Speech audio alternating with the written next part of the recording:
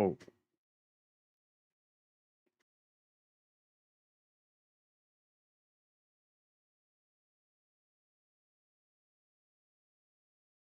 that would have been not great.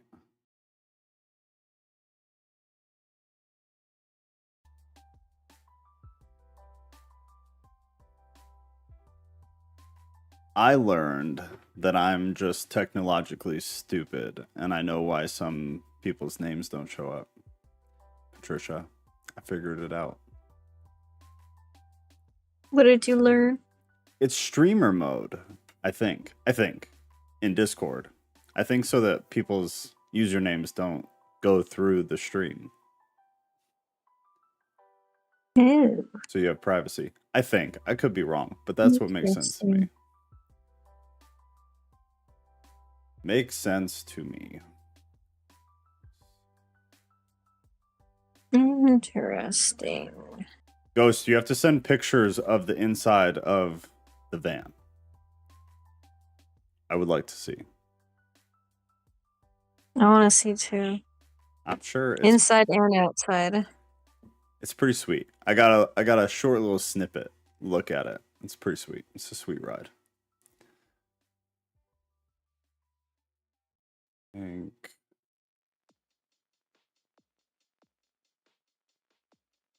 Yeah, I'll send them to the Discord. It's just dark out right now, so I'll get them in the morning. Yeah, no worries. Oh, you guys got it today, didn't you? Yesterday. Yesterday. Is it newer? It looks newer. It's a 2019, so it's new enough. Pretty damn new, yeah. It's exciting, dude. Hopefully no problems for a while at least.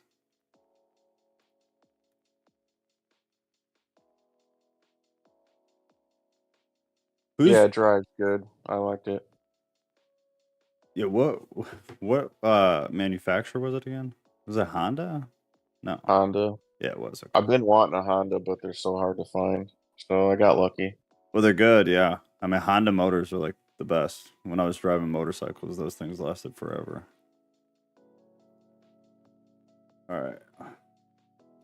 Who's Jay? I've Jay- seen them talk a little bit, but I don't know. Jay, introduce yourself. Jay, who are you, friend? Icebreaker time. Icebreaker time. Maybe Jay has ghost stories, and we can ice break at the end with ghost stories.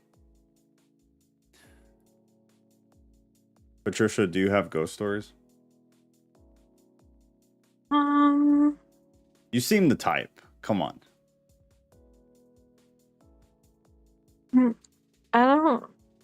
Not really. Interesting. I just think. Maybe if people start talking, I'll think of something.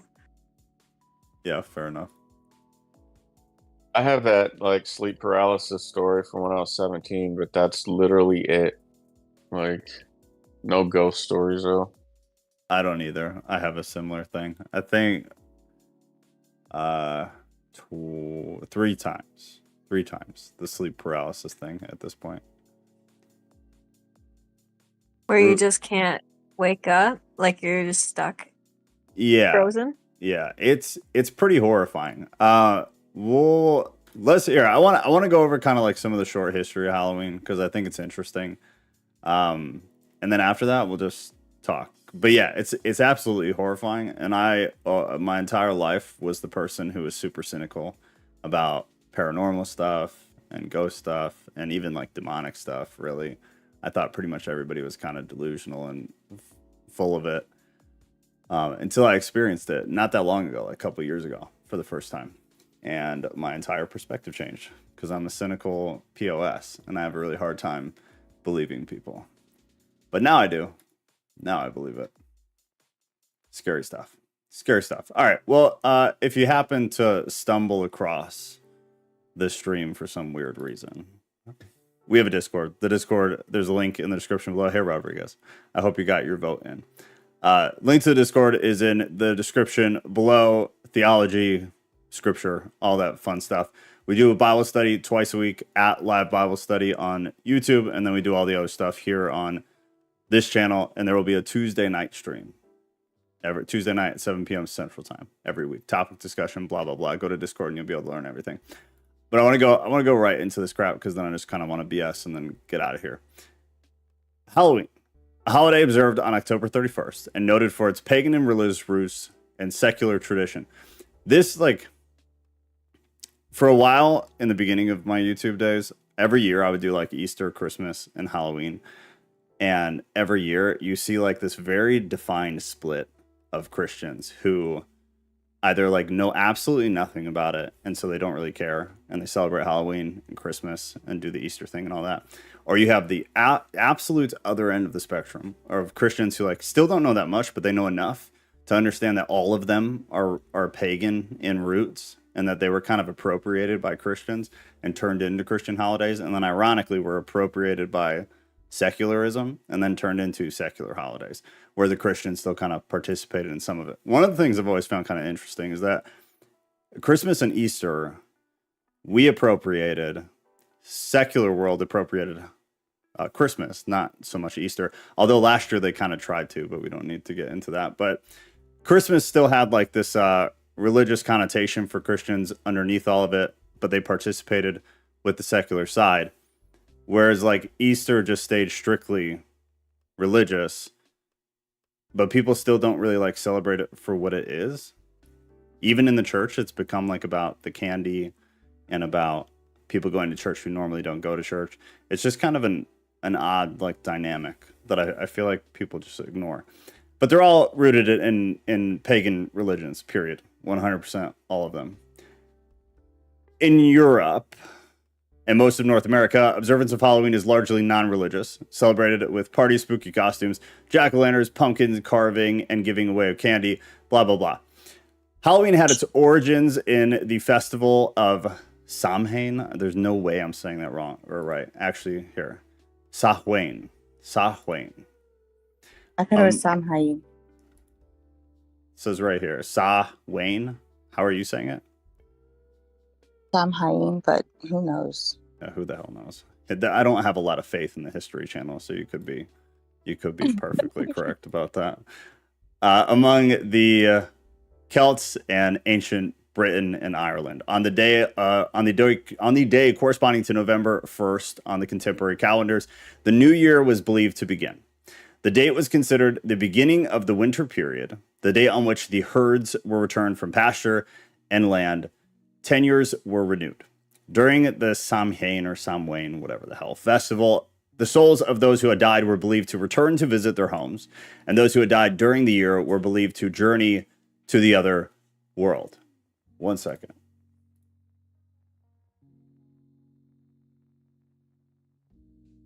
There we go.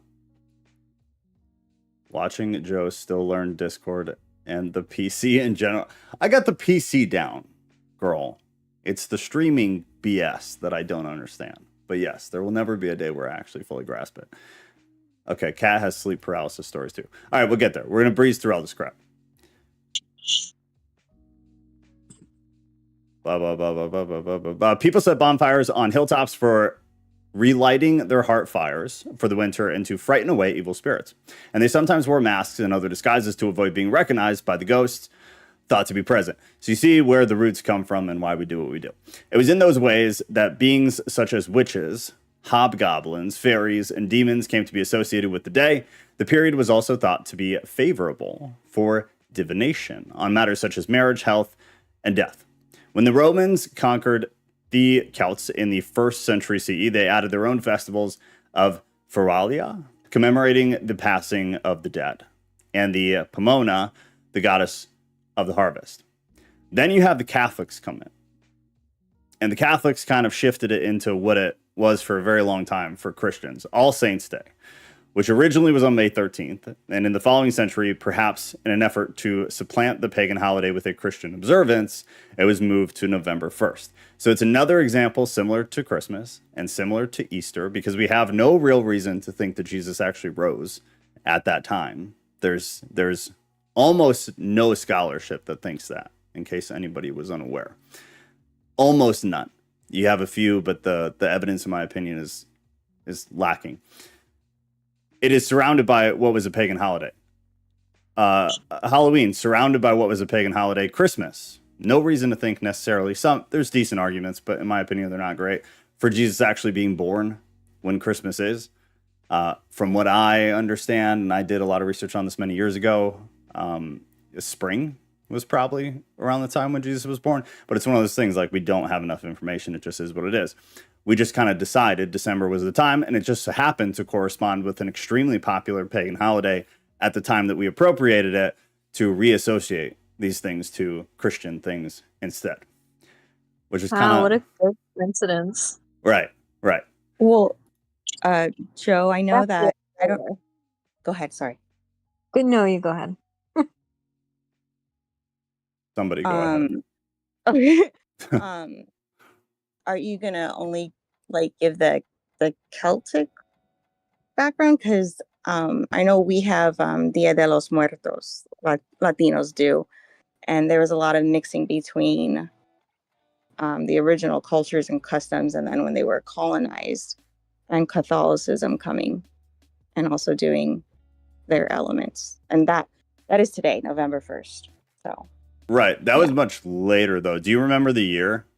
But yeah, that's 100%. It was like I said, it was during colonization. And the weird thing is like I had talked to my grandmother, and I was like, hey, I don't remember this very much. And she says, we didn't really have it.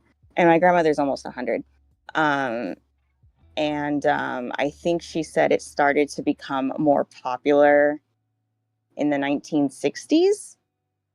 In Mexico specifically. I don't know about other Latin countries, but they came here in the 1970s. So, which makes perfect sense, because the Chicano movement of the 70s and the 80s was when the artists and the activists were introducing the Day of the Dead to the communities as a part of the Chicano movement. Here, Latinos began to celebrate the holiday publicly and proudly during that period of time, so the 70s and 80s.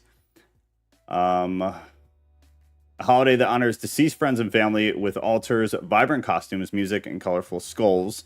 The holiday originated from a combination of the pre-Columbian polytheism and Iberian pagan and Christian practices. Because that's one of the things, honestly, because I don't know the Hispanic history all too well, but I've always kind of wondered when the meshing really happened. Halloween, from what I understand, is very similar to Christmas, where the deeper you get kind of into the history, the harder it gets to see where the actual lines are.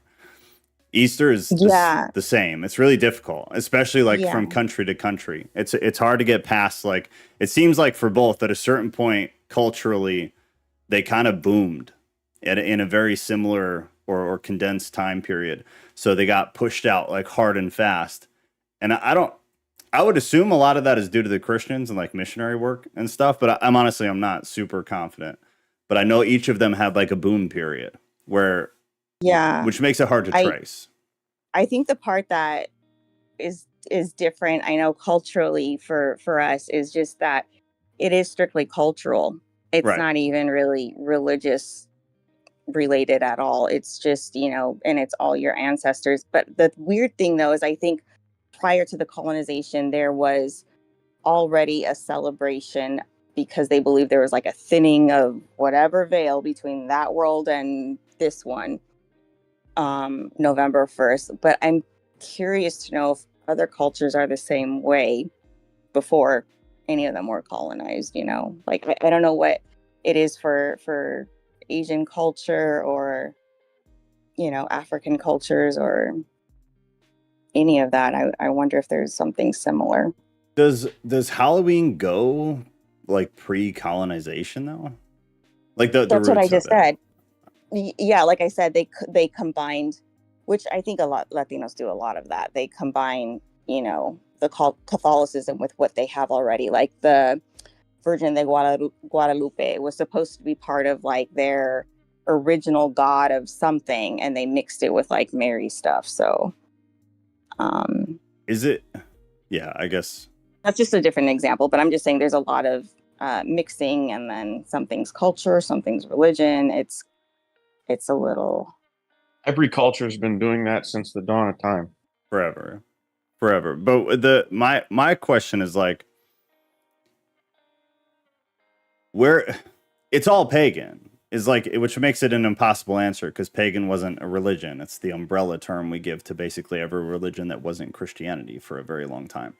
But it's I don't know, it's just like the freaking Bible, man. It's really aggravating because you can trace it back to a certain point and then it becomes basically mush. It's a blob of, oh, it's pagan, but you don't know exactly what that means, which is why like for Halloween, they trace it back to the Celts primarily, but there's no way that that's actually the origin. But if anything, like Easter, it's all these, the eggs, the bunny, like if you characterize it out and you get this itemized list of all the things that make what is now like Easter, you trace each individual part to kind of different groups. And some of them had several of them, some of them had one of them.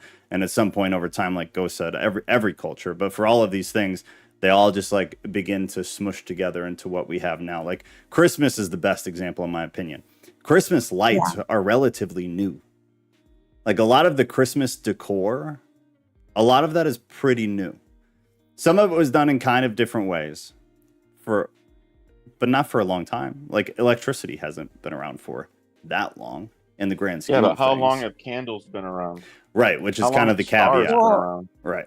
I think the thing that makes this a little bit separate, though, is, you know, in terms of like culture goes, it's specifically honoring the ancestors. I do know Asians do it a lot.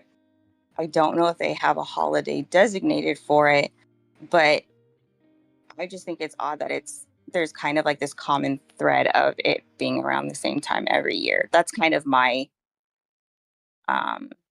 observation that I wish I knew how to explore a little Like bit more. the Halloween as a concept for each culture is kind of around the same time every year. I'm wondering, like I said, I know, like I can only speak for the culture that I have and that I'm aware of, but I just wonder if that's what it was like for others. Well, I mean, we know at least like in the example of Catholicism, the answer is no. It was originally, All Saints Day was originally May 13th. Right. And then one of the popes in the 7th century, from what Britannica is saying, the way they put it was perhaps in an effort to supplant the pagan holiday with Christian observance, which is probably true because we did it with Christmas and we did it with Easter. It was moved to November 1st. So it was all political, not religious, not cultural. Yeah, well, that's the Catholic Church. Well, I don't know, maybe political, but like it was missionary work. It's, to me, it's like it's the word is like dirty word now, but like it was appropriation. Yeah. We appropriated the holidays, and then it was a way that Christianity. It's honestly the only way that Christianity moved as quickly and as heavily as it did is we moved into these areas and moved around the world, and then we pushed our culture kind of on top of other religious cultures to get rid of them.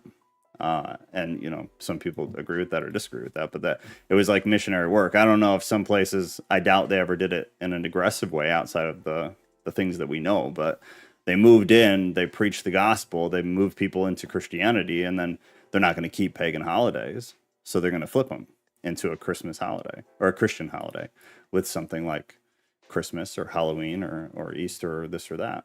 And then we the part that aggravates me is like we say, well, okay, well, Jesus was born on December 21st. You have no reason to actually believe that. There's no proof of that whatsoever.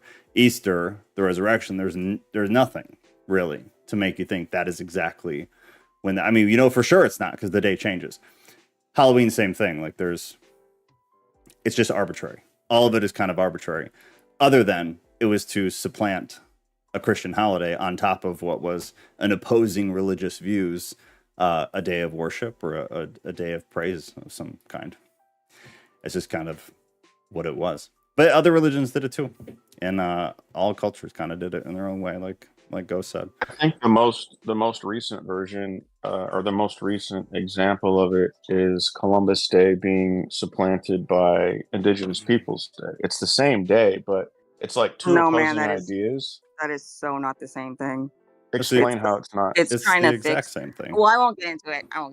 But it's no. literally the same thing. Well, I mean, take emotions from. No. Hold on. Because no, we're not going to do that. But take emotions out of all of it. The concept is the same. The reason you could argue for sure, like the reason for why they did it it's a just thing to do to make up for what was done wrong, whatever. But like it is the same concept. But isn't that what the Catholics did with All Saints Day, according to them? Right. Which is why, regardless of how you feel about any of it, like it's the same concept. You can have different feelings about it and whatnot, for sure, about whether it's just or not. And I'm sure people had similar feelings about when these things happened in the past too. There's always a group that doesn't approve of it, to some degree. And then they'll make a holiday on the same day. Celebrating a heritage and celebrating genocide are completely different. But go ahead.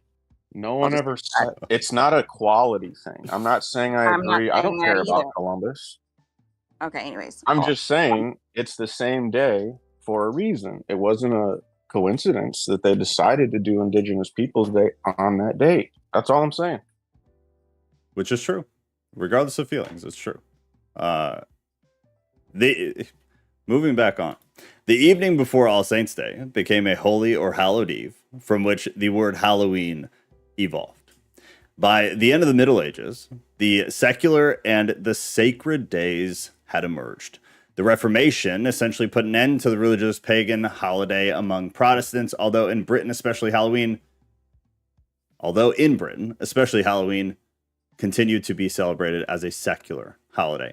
Along with other festivals, the celebration of Halloween is largely forbidden among the early American colonists, although in the 1800s there developed festivals that marked the harvest and incorporated elements of Halloween. When large numbers of immigrants, including the Irish, went to the United States beginning in the mid-19th century, they took their Halloween costumes with them. And in the 20th century, Halloween became one of the principal U.S. holidays, particularly among Christians. And then, super fast, the Celtic festival that was the ancestor of Halloween was related to the Celts' way of looking at the world. This was interesting. All the Celtic people conceived of a fundamental dichotomy between light and dark, with the former representing positive, lucky, fruitful values, and the latter representing negative, threatening, destructive values. The Celtic year began at sundown at the end of the autumn harvest, continued through the darkness of winter, and the early spring into the brightness of summer growing season. This is the theme that is absolutely a recurring event for all of these holidays, whether it be Easter, whether it be Christmas, whether it be Halloween. All of them, when you root them back, had to do with harvest. They had to do with harvest or with birth. All of them. So all of them, like true roots, are just that, are life. It's living and dying. Beltane, actually, hold on. Two big holidays divided their year. Beltane, which took place April 30th through May 1st on our calendar, and Samhain, or however you say it. That's what the History Channel says, which occurred from October 31st to November 1st, which became our Halloween. A Druidic festival held on October 31st. Okay. All right. That was the majority of it. Now, the question, though, that I always ask every year is, and I did it on social media again this year, and the answers I got were ridiculous. Should Christians participate in Halloween? Is it wrong for Christians to participate in Halloween? Should you allow your kids to dress up? All of that jazz. Jay sent a voice message.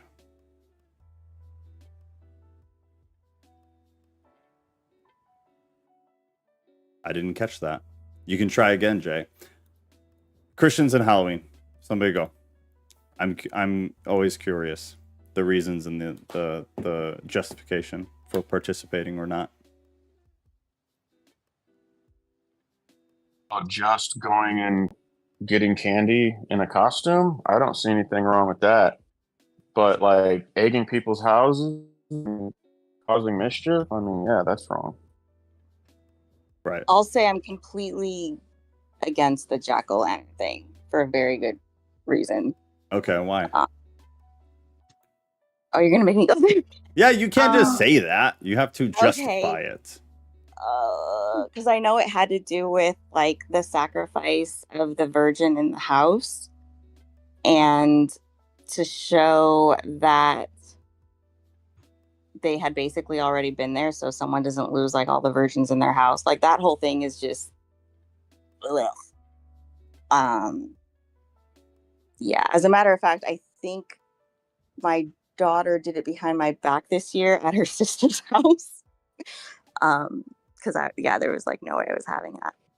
So what is the origin of that? It's a druid thing. I don't know if you read it or not. It was one of those things because I was raised like, no, we're not going to celebrate Halloween whatsoever. And I even kind of raised my kids that way too. And I think I kind of just started to get more lax just because I don't know. But I will say I did feel very deprived as a kid. You know, I know there's a couple of us here who kind of grew up the same way. So it was like, you know, strict religious mom, like, no, we're not doing that. It's the devil's day, blah, blah, blah. But like, I literally remember sitting home doing homework and hearing the doorbell constantly go off and kids giggling and like, I wasn't a part of it, you know? And I did do my best to try to compensate for my kids when they were little. Like I did try for them to have like a party, nothing harvest or anything like that, but like a slumber party. Everyone wore their pajamas and a bunch of us moms baked or whatever. And the kids would watch movies or play games or something like that. I did not want them to feel left out. So, one year I think we did Chuck E. Cheese. But yeah. So I'm curious about the story though, the jack-o'-lantern thing. I can't find anything about this. The best thing I could find was this, and I'll tread carefully. But Druid priests would also play trick or treat. Let me explain. Well, before Christianity, there was a group of people called the Celts. The Celts worshiped pagan gods, and the priests of their religious practices were called Druids. These priests would go from house to house and demand a child or a virgin for sacrifice. The child or virgin was the Druid's treat. In exchange for their treat, they would leave a jack-o'-lantern, a pumpkin that was covered with animal skins, and had a lighted candle made from human fat to prevent those inside from being killed by demons. Note, this is where the custom of carving pumpkins and leaving it at your door with candlelit. Yeah, but what's this? Where does this come from? This is just like a random article. Yeah, but that's what I was raised to know. I think I've known that for a while. I could never tell you where I read it, but after that, I was just like, yeah, no, we're not doing that. I'm super curious. That one, I don't think there's too much room for interpretation because it's pretty specific. No, right, but like, where does it come from? Because like, I can read this article that doesn't. I kept hearing that it was from Druids. No. I mean, like, where? So that's information. We have this data.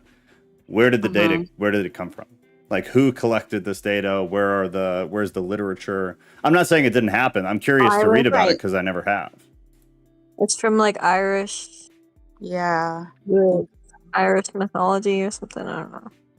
I'm reading the internet, Joe.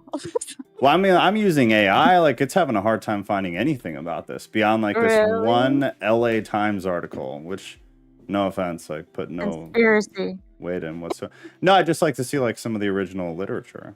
I like that type of shit, so I would like to read it. If anybody stumbles across it. You had never heard that before, though? No, and I've read a lot about Halloween. Yeah, suggested that the name also has ties to the Irish legend of Stingy Jack, a drunkard who bargains with Satan and is doomed to roam the earth with only a hollowed turnip to light his way. All I'm finding are like really low budget website articles and then Reddit. But Reddit is like a meme. It's not even. Yeah, so that's why you have it on your doorstep. So if you look up Stingy Jack on Wikipedia, it gives you some history from Ireland. Yeah. Looked up jack-o'-lantern. I look up jack-o'-lantern. I don't use animal skin on mine. I don't either, in fact. I wouldn't even know where to begin. I don't kill virgins either. I'm not one for killing virgins either. An 1836 edition of just no killing at all. The Dublin Penny Journal has Jack help an old man who is... Okay, so is this the origin? No, this is a totally different story. As Jack help an old man who is revealed to be an angel. To reward him, the angel grants Jack 3 wishes. He uses these to punish anyone who sits in his chair, takes wood from his tree, or tries to take his cobbling tools by fixing them to the ground. The angel is disappointed by this and bars Jack from entering heaven. Jack manages to deflect Satan's messengers who attempt to trick him, and he is condemned to roam the world, neither heaven or hell. It sounds like the first book of Adam and Eve. Very reminiscent of that. In 1851, Hercules Ellis presumably wrote and published The Romance of Jack-o'-Lantern, a romantic poem in poetry. So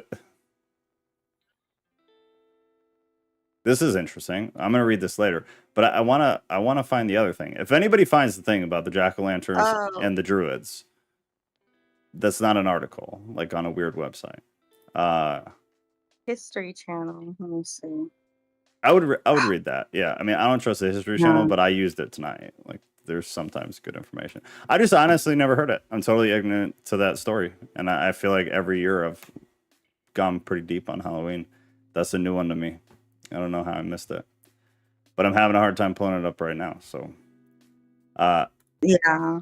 But that was always, I thought. Interesting. Sorry. No, it's interesting. That's totally new to me. It's something I definitely want to look more into. Lord help us, Tampa. Did you want to jump in? You should be good up here. If you don't, you're good. I just didn't want to leave you out. Let me see. No, I can jump in. I'm bad at Discord.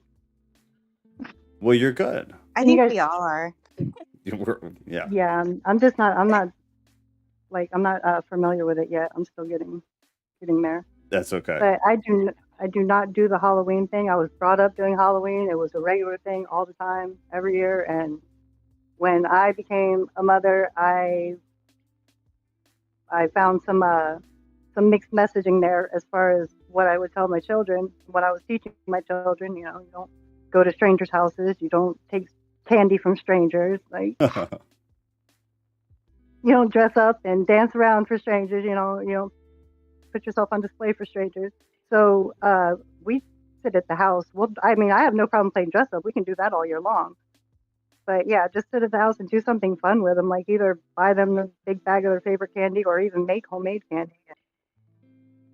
And so for you, my kids never have a problem not doing Halloween because, I mean, when their Nana will take them for Halloween, they normally come back just annoyed and tired anyways and frustrated, like they didn't want to do it. So for you, is it like it sounds like it's a you feel like you're putting your kids out there for strangers? Is that kind of your issue with that? It's just not good. It's just not good practice to do that. It's not smart to do that as a parent. I mean, people are weird right now. I mean, they can present true. themselves as great people, but I put everybody on the suspect list. I do not. So what would you say about especially when it comes to my kids? I mean, for sure, totally understandable. What about like trunk or treat, where a church will let everybody park their car backwards? Yeah.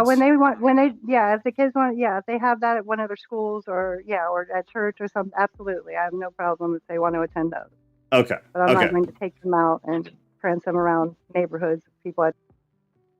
So your problem is not with Halloween as a holiday. Your problem is kind of with like the practical aspect of taking your kids to strangers' houses dressed in a costume. It's not a spiritual issue that you have, it sounds like. Interesting. Hold on. I got to drop out and come back in because I have lost my audio. Just a second. You're good. Go.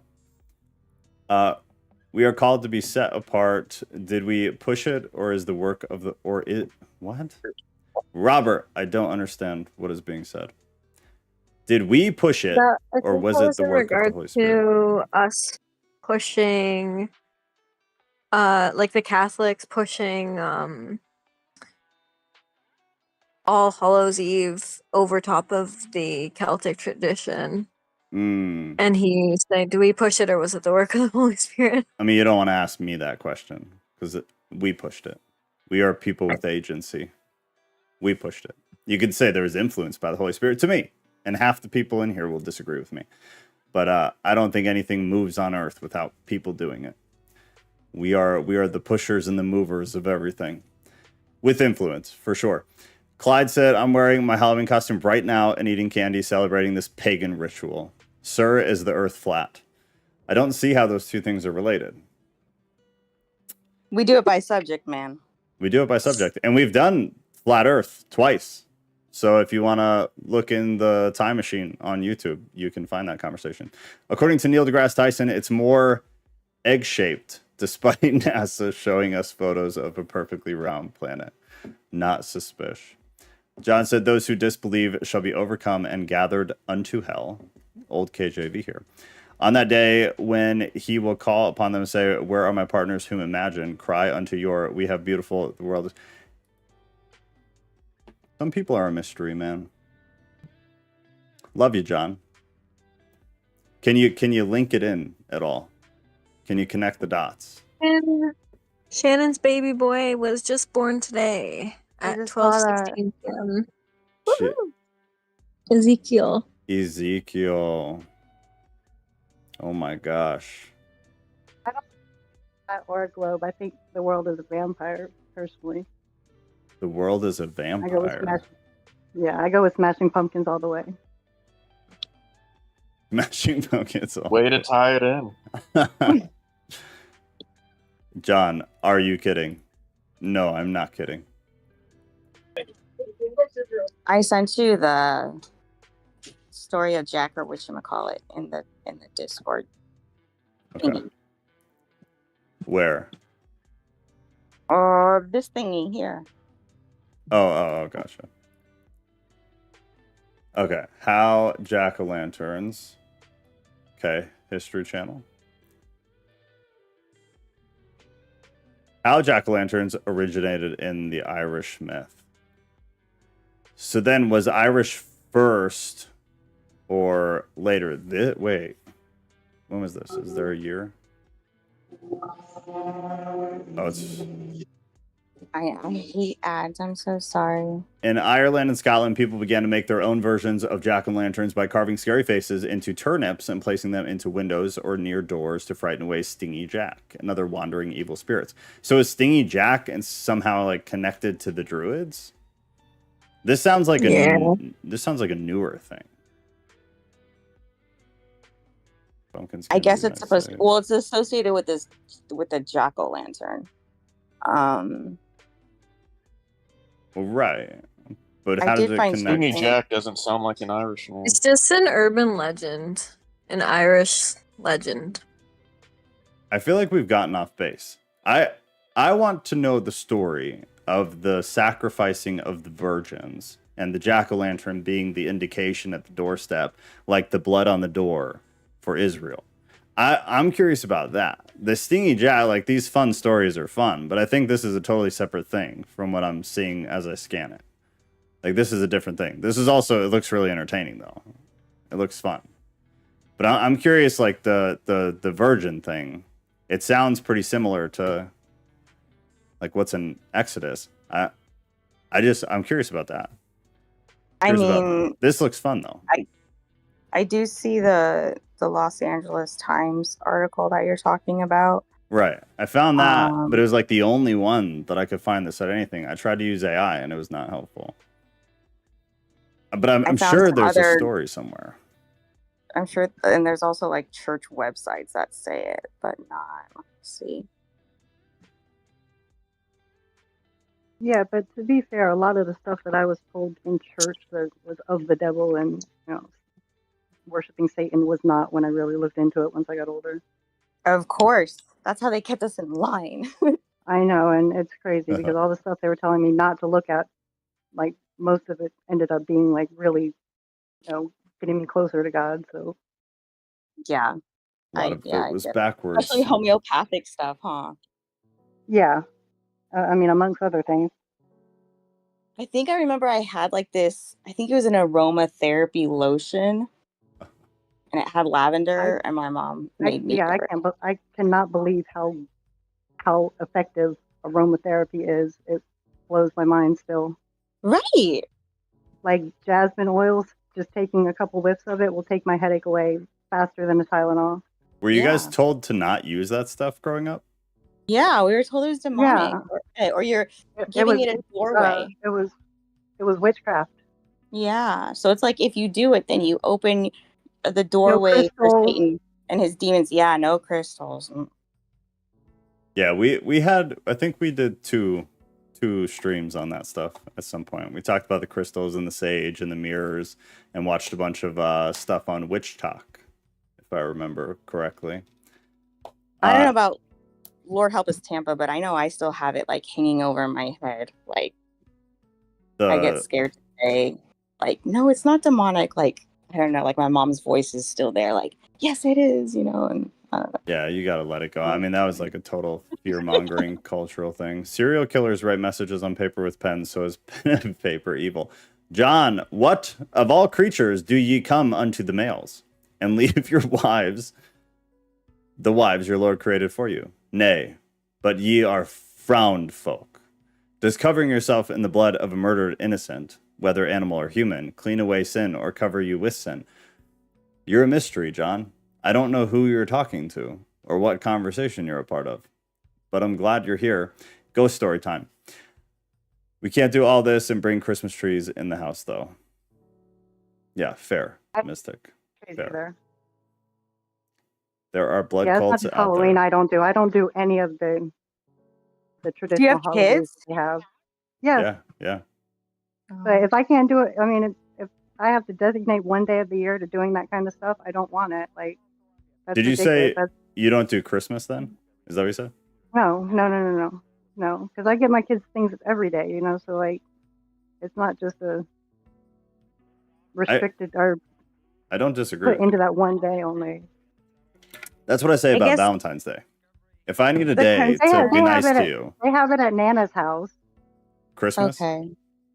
Yeah, they go over there and do all that stuff. So like, oh, they still get a little feel for it, but they understand why mommy doesn't do that. So just out of curiosity, why do you let them do it if you don't want to do it or if you're against it? They know I'm against it. They want to go over to Nana's house and get their presents anyway. So okay, interesting.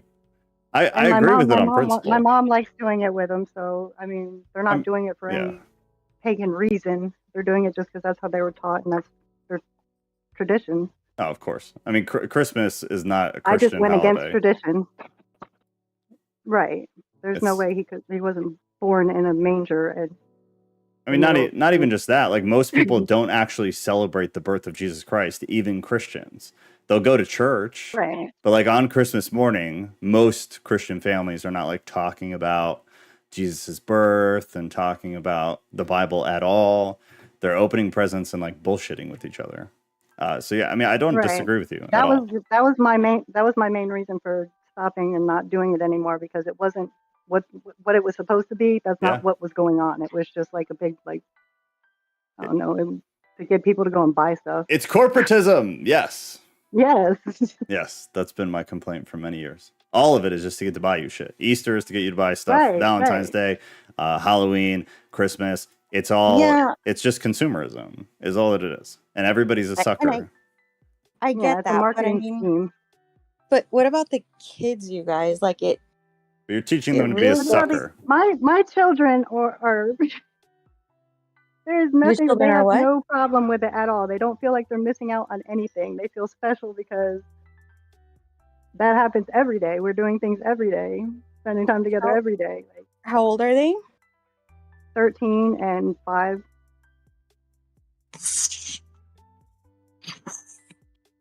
I don't hate it. My 13-year-old boy loves me. And no. I so highly of me. No, that's just weird for a teenager.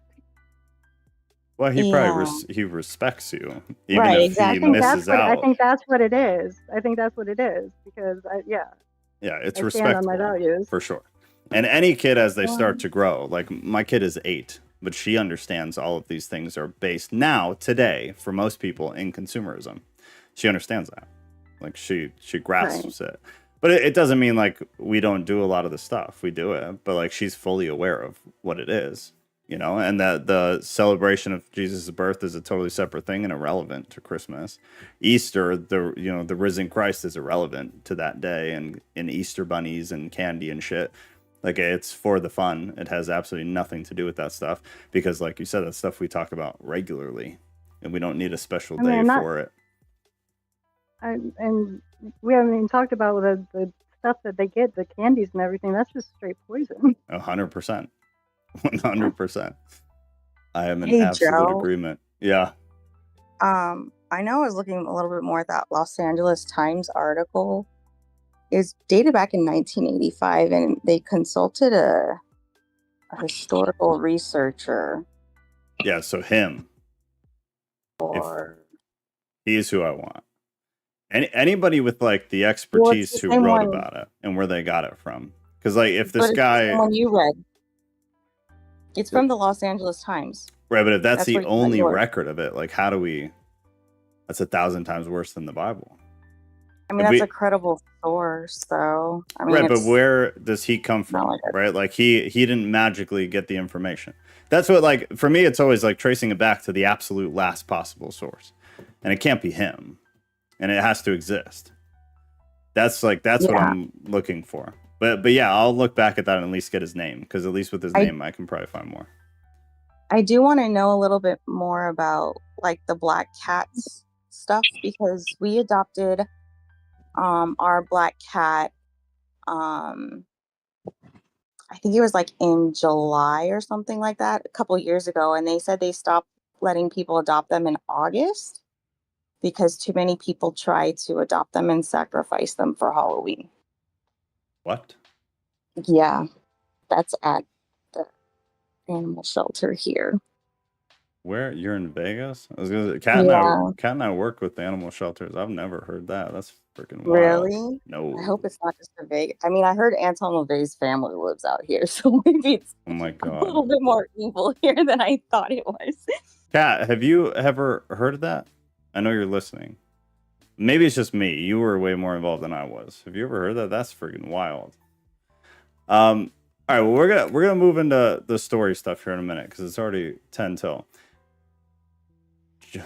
I've heard reports like on the news during Halloween time about that kind of stuff. Oh, I don't watch the news, so maybe I just missed out on it. I don't know. I overheard. I don't. If Joe ever got me, I don't trust it if they've got it on the news in more than 1 year. Yeah, fair. That's a pretty common thing with the cats, y'all. They literally stop allowing you to adopt black cats in August. Oh, someone else said that too? Well, I asked Kat, and she's in YouTube, and she said it's pretty common. That they also do that? I guess, yeah. I had never heard that. That's crazy. Breaking Bad people look for any excuse to do bad things. That's crazy. Wow. No freaking clue. All right, ghost story. Who wants to? Which sounds like it's all sleep paralysis. From what I saw there. Who wants to go first?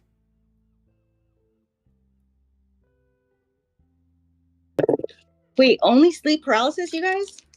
That's what I think everybody said. Ruth, Ghost, me, and someone else. I mean, I know ghost stories. Mystic has ghost stories, if I remember correctly, but I think she just popped in and then popped out. She was before. I have one, but it's lame. I don't even know what it was. That's how I feel. Like I've got something there's something here in my place that I stay in, but like it don't bother me. Like it'll turn my air fryer on 3 o'clock in the morning. Yeah. Oh, Joe, I did think of one actually that's separate from the sleep paralysis. Yeah, and it's more recent too. Only fitting you start. Done. Go. But I don't know if I mentioned it on the pod before though. You tell me if you remember it. It was about maybe 4 years ago. I was getting out of my van, and it was very random, and I just heard like a woman's voice in my right ear, as if she was standing maybe like a foot away from me. It wasn't even a whisper. It was just like someone talking, and I didn't know what language it was. It wasn't English. And then I just looked to my right, and there was nothing there, and that was it. And it just kind of freaked me out. But that's literally the only thing that's ever happened to me other than sleep paralysis. So I get what? Not very exciting, but that's what happened. No, but what do you think about that then? Like, what does that insinuate to you? The fact that happened. Kat before. I don't know. I mean, it's just all speculation, you know. Of course. There was nobody behind you? Because that's where my mind goes. No. Like, maybe there was somebody there and then they like ran away or something. No, it was in my driveway. So like there was no one outside. It was dark. Ew, And it was that's so creepy. close. Like, you know, if someone's close to you, it doesn't sound like if someone's far away from you. So Right. Yeah. it's very close. So it creeped me out. It moved the hair on the back of my neck up, and I was thinking about it all night, trying to like figure out what it could be, but it's just nothing. I got nothing. But what is your 30-second assessment of what that means? Like, because this happened to me, now I have this perspective, right? Well, I mean, if I had to guess, it was, you know me, is some type of electromagnetic phenomena of dimension overlap or something weird. But like, it couldn't have been another person. That's all I know. Do you think would it's say it's metaphysical in some way? I mean, yeah, it had to be. Do you think it's a fluke or intentional? Like some kind of glitch, you mean? Right. In the Matrix? Yeah. That's the way I see it. It was, well, if it was intentional, whoever did it was stupid because I don't understand that language.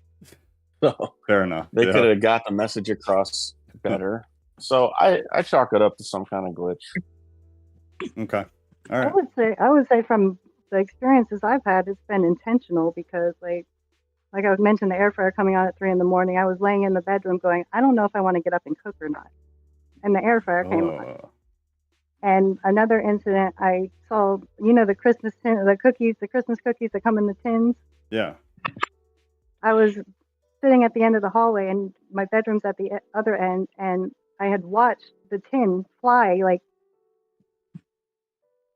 at the height of like halfway at the door, like halfway up the door. And it was on one side of the room, and I knew that. And I'm like, it couldn't have just fallen. And so Homegirl, that's intense. I was sitting here, and me and my husband are arguing because he's telling me, oh, it probably just fell or something fell and pushed it. And I'm like, no, you don't understand. I watched that thing fly across the doorway, and it's like halfway up the doorway. Okay, and so as we're arguing back and forth about it, his tool chest that was in the room, the drawer got pulled out and dropped on the floor. As we're arguing about whether it was just something, just an accident, or just, you know, something else pushing it, I'm like, no, that thing flew.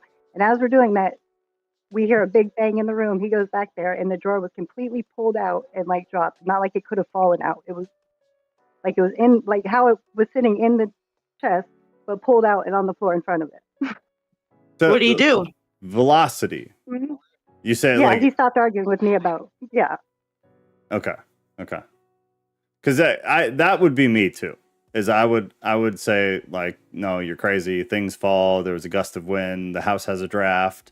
The house is settling. Whatever. And so the thing fell off. Yes, and that's what was going on right then. Anything but that thing flew. Right. And you saw like it had force to it. It wasn't like, oh, it just toppled. Okay. Right. It caught my attention because I'm like, what was that? Did something just fly by the door? Yeah, see, that's crazy. I wish something like that would happen because even the stuff, the few things that have happened to me, all sleep related. So I immediately write them off. Like I can't really because they scare the absolute shit out of me. But there's a huge part of my logical brain and rational brain that is still like, dude, it's sleep. Weird things can happen with sleep. It's a very odd state that your brain's in. But if something happened to me like in broad daylight and an object just flew across the room and smashed into the wall like poltergeist, I would like have a very different perspective. Right. I feel like, but I've just never. But the sleep is enough, man. Like I'm a believer, at least to a degree. It was scary as hell. And the other reason I say that my experiences were intentional because the day after my grandmother passed away, I was sitting here and my glass blunt that I was holding in my hand got tossed across and broke. Good God. No. Holy shit. And it wasn't, I couldn't have dropped it way at the Okay, so I have a question. All right. Now I reminded of something similar that happened, and my aunt passed away a couple of months ago. So do you think it had anything to do with that? Oh, I do, yeah. I was like, okay, Grandma, thanks. Okay. That's what I was, because I was raised, if you were raised the same way, anything going on in that department is always demonic and nothing else. Right. Yeah, I don't But think so. I think there's, yeah, I say energies. Like, people call it spirits. I just think we're all calling it different terms. right. Do you think I the think energy is generally- conscious? Is it a conscious thing? I do. I Okay. do. Yeah, that's fair. That's always an interesting question. Because And I think that at their level they can see us, but we haven't gotten up to be able to see them. I get that. do you think it's a dimensional thing? I do. I think there's steps. Okay. I think I think it's training to get to the top. Yeah, I agree. Like, very simply put, I agree. Interesting.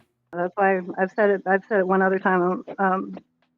I treat it like a video game. Like, all day long, it's like, is this right? Is this wrong? Is this right? Is this wrong? Is Satan trying to get me? Yeah, I mean, it is. It works. It works better than any other way I've ever tried. When you see, because the funny thing too is, like, if you think about it like a video game and you get experience points, or you can have experience points taken away based on your behavior and your actions, life kind of functions that way. Depending on the choices you make and the way that you behave, you gain experience points, which evolves you as a person, inside and outside. Because on the inside, as you change towards something positive, usually your external circumstances will change to some degree in line with the way that you're changing. It is like a video game. Voice I heard wasn't. All right, Patricia prayed for us because we're talking about ghost stories. Okay, who wants to go next?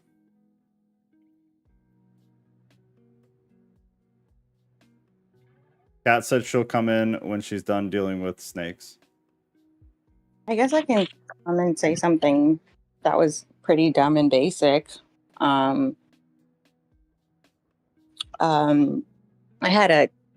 My girls and I lived at a townhome a couple years ago, and it was like part of the upstairs was like open. There was like this loft area, and it was late at night. I don't remember how late. And it was the weekend, and we were all kind of sitting there just talking on the ground and like on the carpet floor. And my phone was there out, like face up, like next to us, and it starts ringing. But it says that it was the house phone calling, which was downstairs. And we all just kind of looked at each other and watched it ring. And like, we looked scared. I don't know. There's something weird because it just sounds so dumb and simple, but it just had this very scary vibe to it. And so I went downstairs to check, and the phone was not plugged in. Lovely.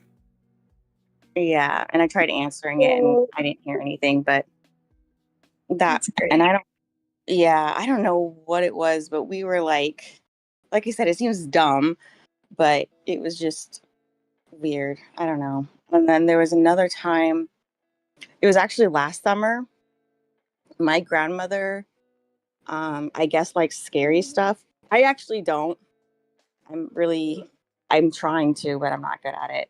And we were watching this thing on Netflix, and it was all about like the horror stuff, like in South America or something like that.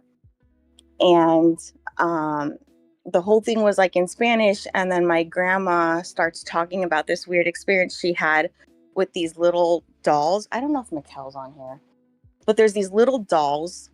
Forget what they're called, but it's like to help kids who are like afraid at night or just afraid in general, and like you put all your fear or whatever into the doll.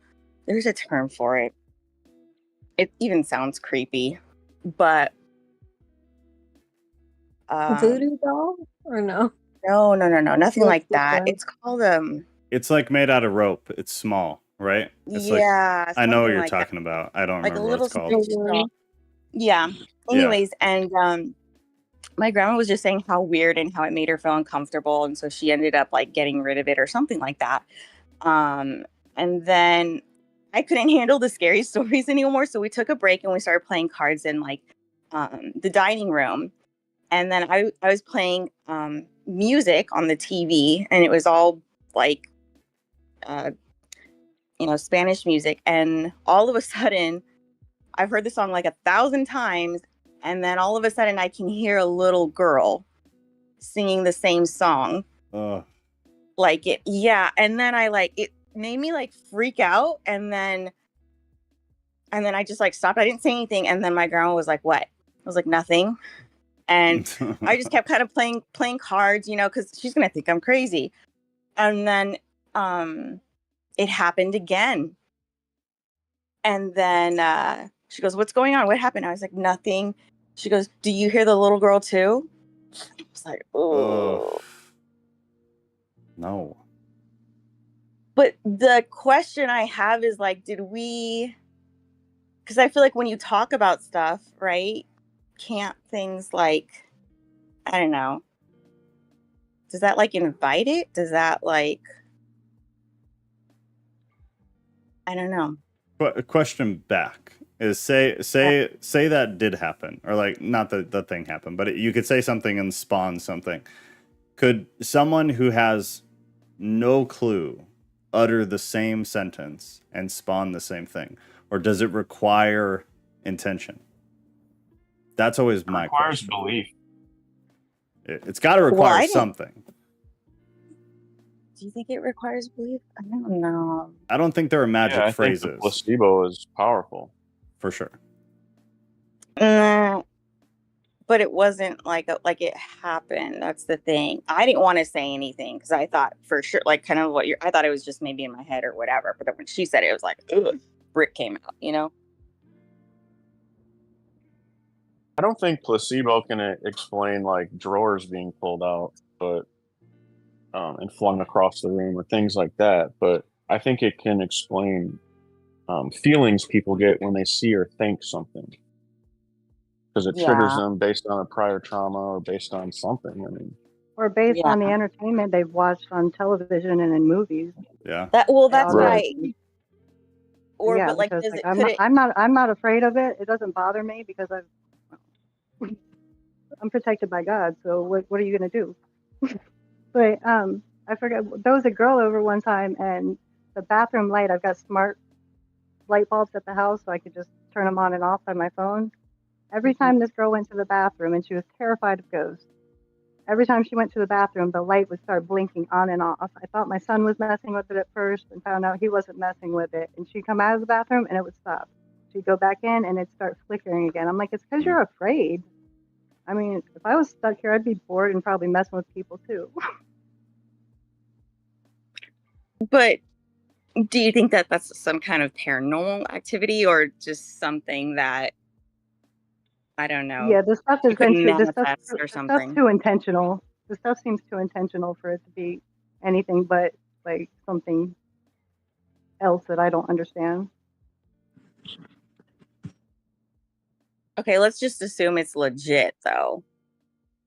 Then like, I don't know. I kind of wonder like what determines, certain things like that happening. Like, do you have any idea why what was going on in your house happened? Do you have any like ideas or? I actually I had a friend come over that I hadn't seen in probably over 10 years. And when she came to my apartment, she lives like in the next town over, or in the next city over. So she came to Tampa and saw me. And when she pulled up to my apartment, like she said, her stomach just dropped.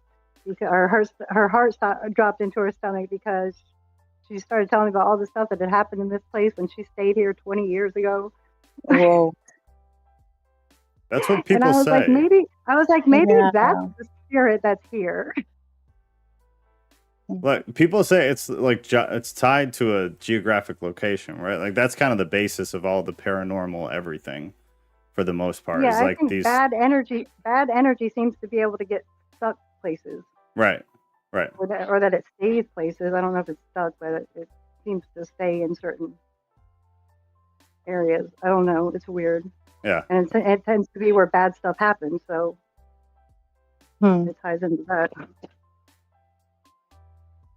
Yeah. So is it I an energy I was a thing? realtor. I was a realtor, and we had to disclose to people if somebody was like killed in the house or died in the house. Really? Yeah, you have to legally. Yes. Huh. So that's kind of weird.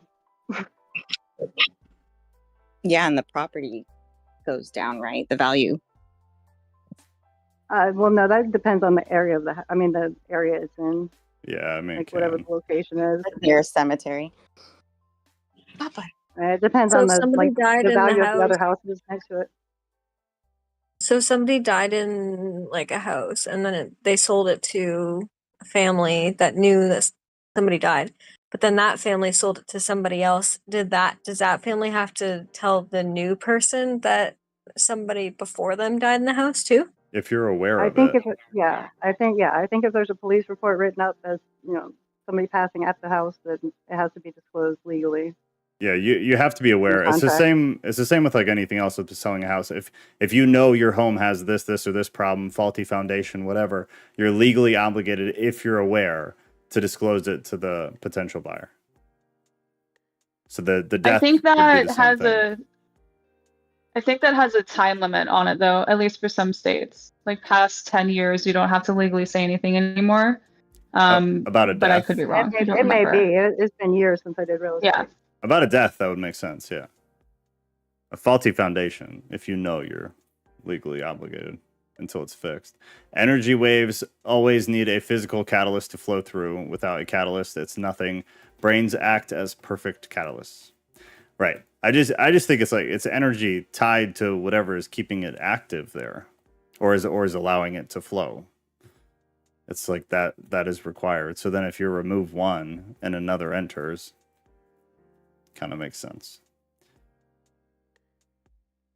Yes, you have to. Graves says yes, you have to, in all caps. I assume to the legal bit. Kat, did you have story time?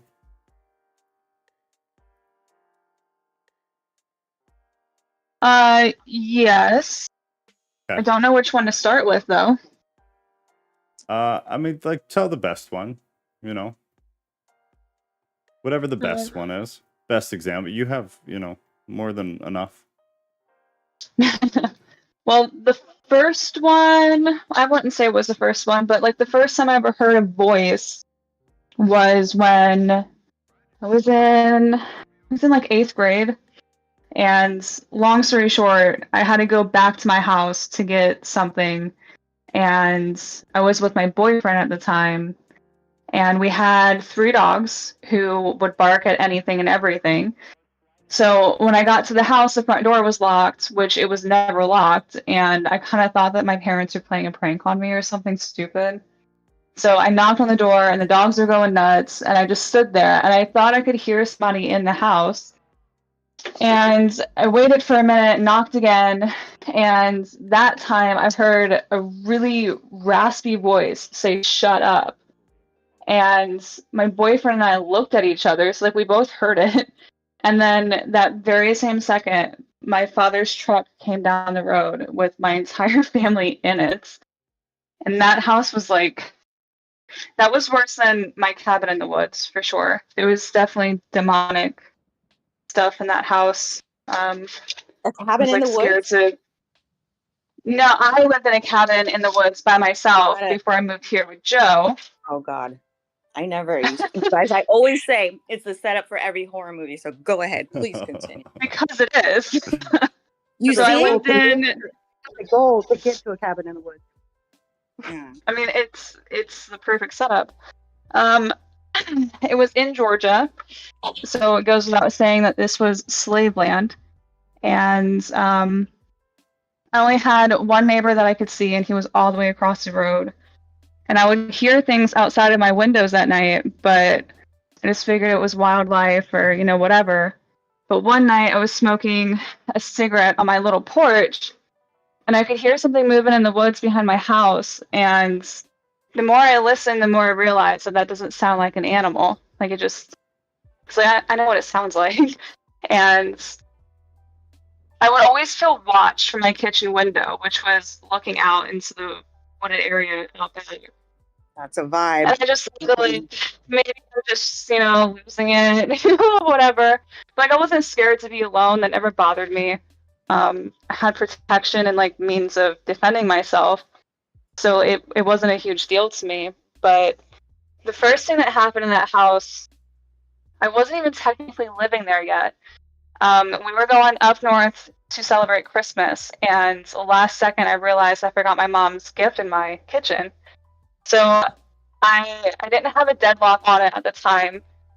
So it was just like, I can get into the house with a credit card like in 1 second. So I would just lock the door from the inside and then pull it closed, and that was it. So I went in, I grabbed the thing, whatever it was, and when I put my hand inside the door to lock the knob, I felt a hand touch my hand, and I dropped my mom's gift. It landed inside, and I left. That was it. I just left. It didn't come back for like 2 weeks, even though the vacation was only 1 week. And it got really bad for about a month. Kip and Shadow, my dog and cat, I could tell that they were uncomfortable, but I just tried telling myself that it was a new place and blah, blah, blah. But there was definitely something off in there. Wait. So like fast forward. Go ahead. I want to know about the hand. Small hand, big that hand. Was cold, it. Hot. It was cold. It was cold. I couldn't see it because like I was turned facing my car, so the complete opposite direction, and my whole body was out of the house. I just had my hand in to lock the doorknob, and I felt a hand grab me, not aggressively, but like there was a hand on my hand, like very obviously, and I felt my body just like if there was somebody actually in my house, it would have taken me a second to actually defend myself, which is embarrassing to admit, but it was shocking. And like it was a small house, so like good luck hiding in it. Like I'm gonna know you're there, Right. Right. So I started dating this guy, and I use that term loosely. And long story short, he would just come over after work, and he knew not to let my animals out, so I just allowed him to come in and out because I knew his routine. And I was expecting him to come over this one day, and I had all the windows open in my house like I always did because it was a nice day out. And I was in my bathroom, like brushing my hair or something, who knows. But I heard somebody at my window go, "Where is she?" And I didn't think about it. I thought he was just messing with me. And I was like, "Oh, I'm in here." And then like I waited for the door to open, and then it never opened. And it was like a deep, raspy voice. Not as demonic as the one from my last story, but like once I realized that nobody was there, I was like, oh shit. Because like you're not supposed to answer if you hear a voice that isn't human. And it just, yeah, that's a huge thing. And at that time, I would hear chains around my house, which is when I started to dig into the property, and I found out that it was a plantation at one time. So that made sense. And I would like hear a little moaning too. So like it obviously was dark because it's in the woods. And like I would just hear them like walking in circles around my house, and I would hear the chains, and I would hear small groans and moans. And I used to just try to think positive thoughts, and like Kip would hear it all the time. And Shadow would always leave the bed and like do a round in the house. And it got way worse when I was going to move out. Like the absolute worst thing that happened to me there was, so like, Joe, do you know what those things are called? You put this leash thing on a stake and the dog can just go, like what we use for camping. Oh, I don't know, like the legit name for it, but it's just a stake you drill into the ground, and they have a metal like leash, so your dog can just hang out outside. Yeah, so it was thick plastic coating around like a decent size gauge wire. Mm-hmm. And I was on the phone with you when this happened, actually, because I told you I had to go because I ran and got my belongings together because I was fully prepared to go in on this person. So it was like 10:30 at night, and I let Kip outside to do his business, and it was like a pretty long leash, or whatever the hell it's called. And I heard something outside, and I was like, oh, he'll tell me if it's something. And then he started barking. So I went out to go yell at him, and he was standing in the corner of the porch. He looked so mortified. Like I've never, even to this day, I've never seen him look like that. And the leash was cut with like a perfect edge.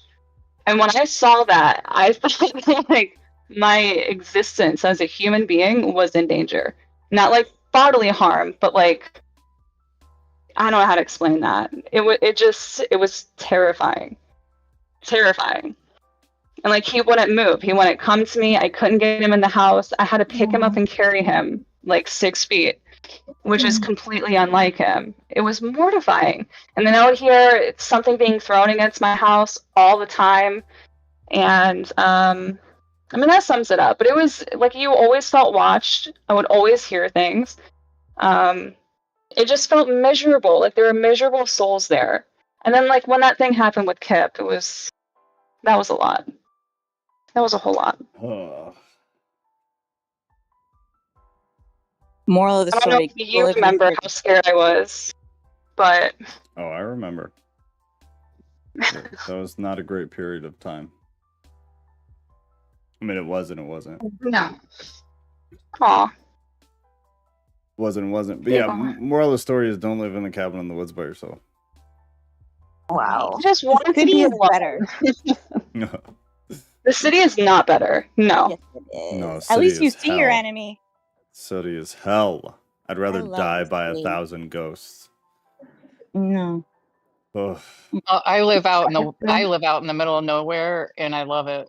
way better. It's way better. Bring the ghosts. Nope. I don't think they heard me. No. I feel like if you don't have It's funny.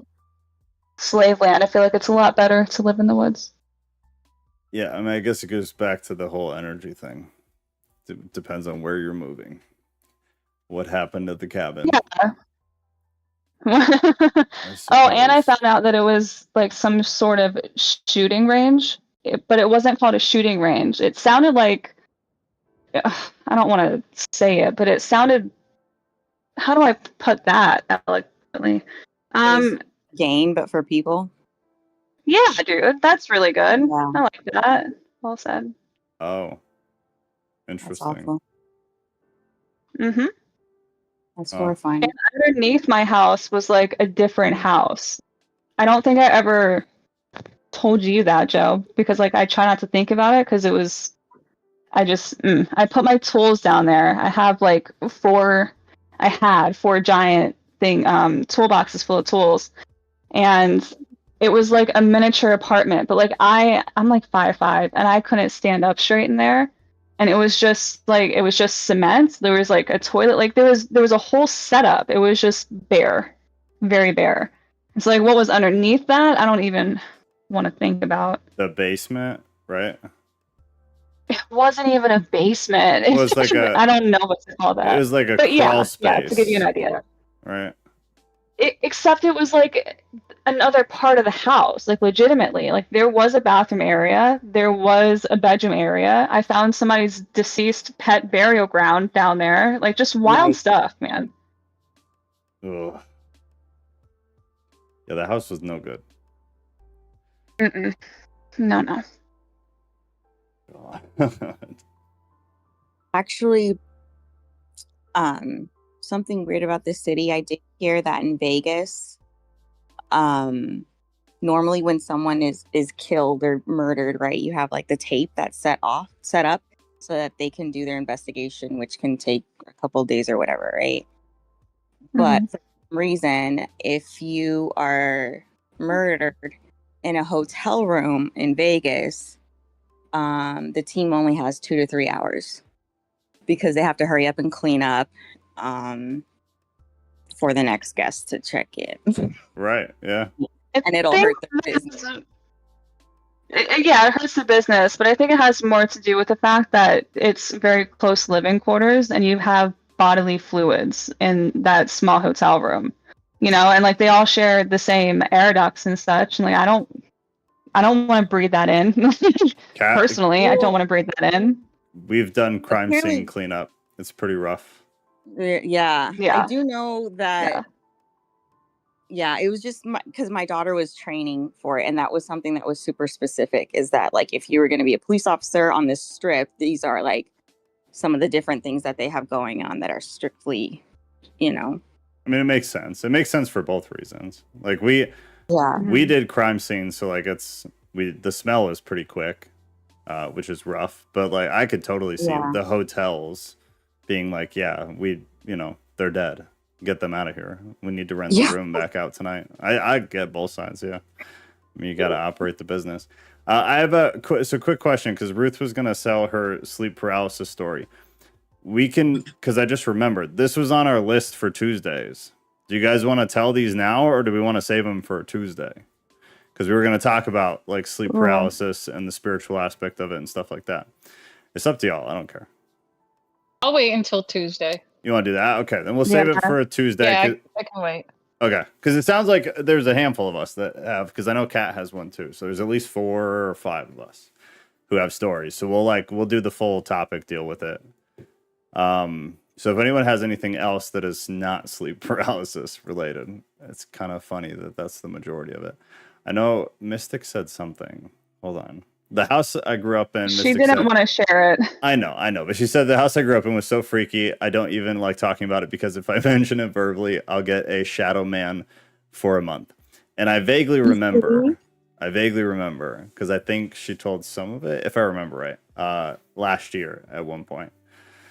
We had a ghost story exchange that was pretty terrifying, actually. The group that was around at that point had some pretty wild stories, scary stuff, not sleep paralysis related. I'm not sure about any of this stuff. I don't know what a lot of it means, Ghost said. I'm always looking for meaning and intention, and that's hard to discern with paranormal stuff. That's where I sit. I have a hard time. The sleep thing I get now. Like, I understand that, and I see it more as a spiritual thing and less of a paranormal thing. The paranormal stuff I have a really hard time with. Cat knows. I'm very cynical. Yeah, but think about this. Do you remember, I don't know how many of you guys have ever watched The Blues Brothers or Prison Break, but we went to go see the prison where those movies, or the movie in the show, was filmed. It's the Joliet State Prison, which is, I believe, amongst the first prisons ever built in America. Like, it dates back to the Civil War. And Rodriguez knows. I like the true crime stuff and all. And you, Joe, you admitted that when, and I totally understand that, like, you have experiences, and I know that you're going to use that to discount it, but there were certain cells that we walked into on death row where you just felt empty, like drained. Yeah, I mean, you said that. The feeling. I get, like, the feeling. What I have a harder time with is, like, hearing the things being flown across the room and hearing somebody grabbing somebody's hand, like you said, and like the more external things. Like I'm a firm believer in energy, so like I can go somewhere and feel the energy. I hate being around people who have shitty energy. Like I get that, and I think energy can be left somewhere. I get that. I believe in that because I do feel like I've experienced that. It's more of like the external kind of like, it's like sci-fi shit. I see it as like TV. And I don't disbelieve people when they tell their stories. Like, I believe them. There's this huge part of my brain that it doesn't click with. And I'm like, that's real for them. But in my life, like, that's not real shit. That's not real. That doesn't happen. Right. But I believe them still. Like, I believe that things happen. I don't think there's that many people that I respect who are just, like, lying out their ass. I don't think that, because that's illogical, too. I just have a hard time with that. But the energy, like, at the prison, it was palpable. Definitely, yeah, for sure. You go in different cells, and like some of them just felt disgusting, and it's been abandoned forever, for a very long time. So you believe that it's energy, in a nutshell, like a vibe? What I experience, well, no, I think it's a literal energy. I think it's actual energy. Right. But I guess, yeah, like if you want to call it a vibe. But yeah, I think it's like an actual energy. So it's like Newton's laws, right? When you give something energy, it creates more energy, right? Yeah. Does it always though? I don't think it's always that. I think that there's demonic beings that are already strong enough to make some kind of an impact. Like I had something sit on the corner of my bed one time, and I could see the bed. I saw the bed dip, and it was just me and my cat in the bedroom. My cat weighed like 8 pounds. It wasn't the cat, you know? So my point is that if you think that it's energy and energy can be fed and made into something more or something bigger, and you also believe in demonic energies, beings, whatever you want to call it, then, and I have a hard time believing my own stories, you know, like I justify it by saying, well, like maybe you had a drink that night, which I didn't, but like I make excuses because it is illogical. It doesn't make any sense. And like there's not science behind it. Like you can't really prove it. We can just say, well, this happened to me, and Rodriguez says this happened to me, you know, so on and so forth. But when you build something up, or especially, I personally believe that when you fear something, it makes it bigger. And that goes for even just the most mundane stuff in life. Like if you're fearful of going to work tomorrow because you have to see that one guy that you absolutely hate, you're going to feed into that. It's going to make it worse every single day you go to that job and you see that one guy. So why would energy that is like basically pure energy, just not in a good way, why would that also not make it bigger? I mean, which means in return, it's technically quote unquote like more powerful. I get what you're saying. And I can see like anecdotally from some of these scenarios or cases where something terrible happened at a house in the 50s, and every family that's moved there since has had terrible things happen that seem to be exceedingly worse and worse. But like, how many of those are there? Maybe a few. And then what about the ones where like something terrible happened, one family moved in, had a terrible experience, the next family had no idea of any of it, someone lied when they sold it, and had a perfectly normal life? Like those are the things that I'll rationalize it, because that's just what I do. Like I'll rationalize it. Otherwise, the concept I get, and I could see why it would make sense because I've read those stories, and I was just gonna say. Go ahead. Does the negative energy grow, or do you think it just like the darkness smothering out the light? Yeah, that's what I was gonna say. Or do you think what? But it's like the darkness smothering the light. It doesn't get bigger. It just or it dies out, expires or something. I think they're just removing the positive at that point. I don't think it's growing. Yeah, absolutely. That was way better than how I explained it. Yeah, but like that would be the point, right? Like they're not there to make you happy and make you giggle and smile. And even if they are, like I can almost guarantee you it's demonic still. Yeah, I don't think they're there to make you giggle and smile. I think it's there as a test to see if you're going to fear it, because what's the Bible say about fear? Like, so like, who's running that? Is that like a Satan thing? Is that an individual? I boil it all down to that. Okay. Team Satan, team God. So then this gets in. Go ahead. In well, I'm saying there's a bunch of there's a whole lot of details in there, but mainly when you boil it all down, good or bad, what choice am I going to make? So and that's all. Are there good spirits here then? Oh, absolutely, but I mean they're within us all. We just have to practice them. No. Are there good spirits trapped in geographical locations? No. I don't think trapped at all. No. So it's just demonic entities basically that are taking up space. So, yeah, I mean that may it may be the Nephilim, because that's what's supposed to be the demons, right? Well, giants. Part of it. Giant. It's complicated. They're unembodied spirits that have nowhere to go because they weren't. But you think it's all bad spirits? All like you don't think, because we just said about how like we've had previous. No, I think those are the ones that are stuck here. Okay. I think there's good spirits here. It's just I think they can go more too. They can go up and down at least. or at the very least, they're operating under God's authority, God's laws still. Like spiritual law? So, yeah. So I guess one of the things that I could see when I lived in Nevada was we lived in a house outside of Reno, and a lot of weird stuff like that happened. And to be fair, like, we were kids, we were doing the whole Bloody Mary, light as a finger, stiff as a board, all of those things, which later in life now I realize is like, you're kind of asking for it, Right. But we had done that in other places, and I had never really experienced anything real from it. But I can definitely remember in that house those things working, like people seeming to float. And I do recognize mass psychosis and things like that play into it. But I guess the point is, like, years later, after we moved, I remember seeing that house, like, just catching a glimpse of it on the news. And so I'm like, hey, I remember living there. Like this big, long desert driveway that I used to carry the garbage down every week.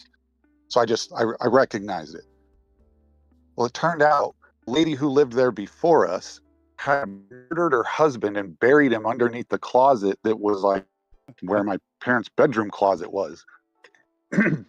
And Holy shit. so I guess as far as like the legal rights and things, light doesn't get drowned out by darkness. It's more like that place was desecrated. There was a dead body, a murdered body underneath it. So like that was no longer consecrated or even neutral ground. That was desecrated ground. And so I don't know that evil spirits are trapped necessarily, but they do find entrance, it seems, in these places where horrific crimes have happened, where same as people, people who have been violated horribly have like an open door in their mind that can allow demonic access. And whether it's internal or they just speak you clearer or whatever, it seems more like those demonic forces have to operate based on these legal grounds. And that's why I would think like an angelic spirit, a good spirit or something, would not be trapped in a place, because they're just messengers for God or watchers for God, or they're still on mission. There's Right. places that are holy and sacred, things like that, but they're not trapped there because they're operating on God's law. And I don't know if the demons are actually trapped anywhere either. I think they're kind of disembodied and homeless, and they'd prefer to be in someone or something or some place. And so if that place is easily accessible, like I think of that story about the two men who were demonized in the Gadarene tombs, like they preferred to stay among the graves, like it was just a desecrated, filthy spot, and the town was fine with that because the graves were outside of town. So just let those two men stay out there. Yeah.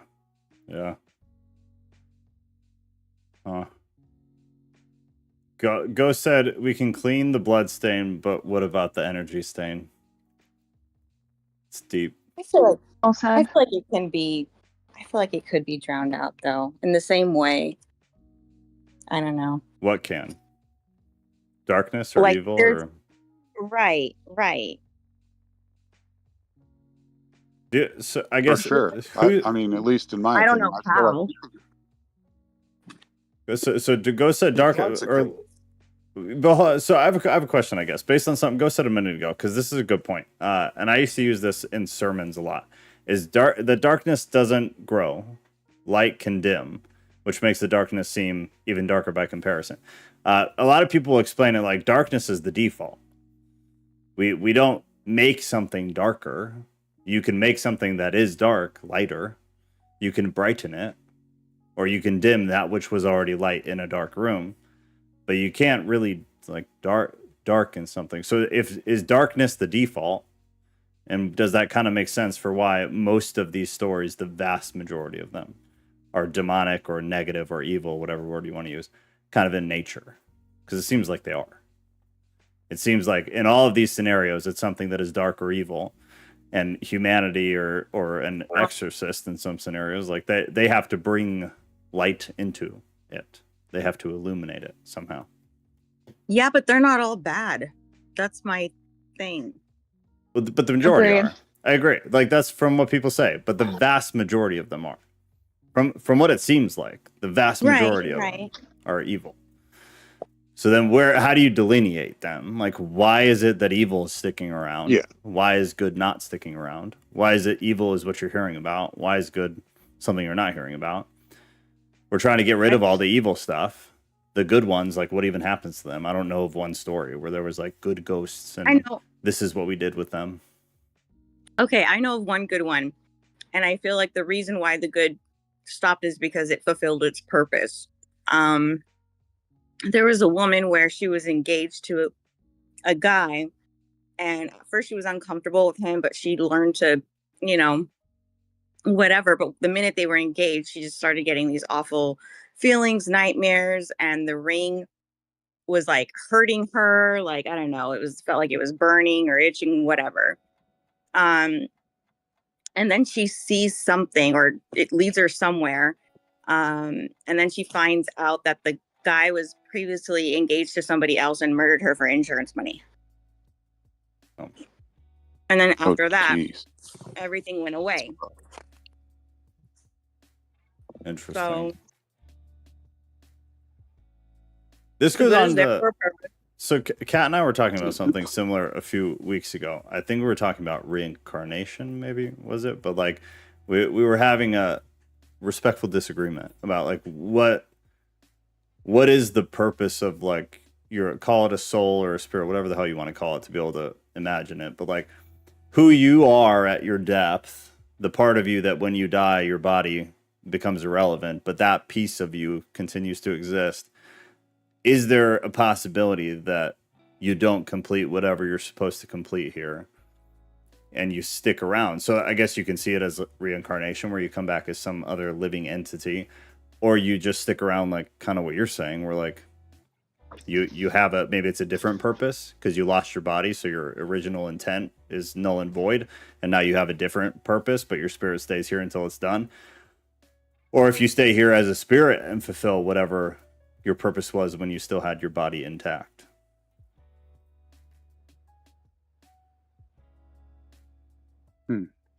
Or what if it's like, if we don't pass those, if we don't beat the level, then we just get put back at the beginning and another avatar to go through it again. I'm not sure, but I'm still, I don't let, the position that the souls are condemned forever, I'm not sure about that one. It's a fair thought. Yeah.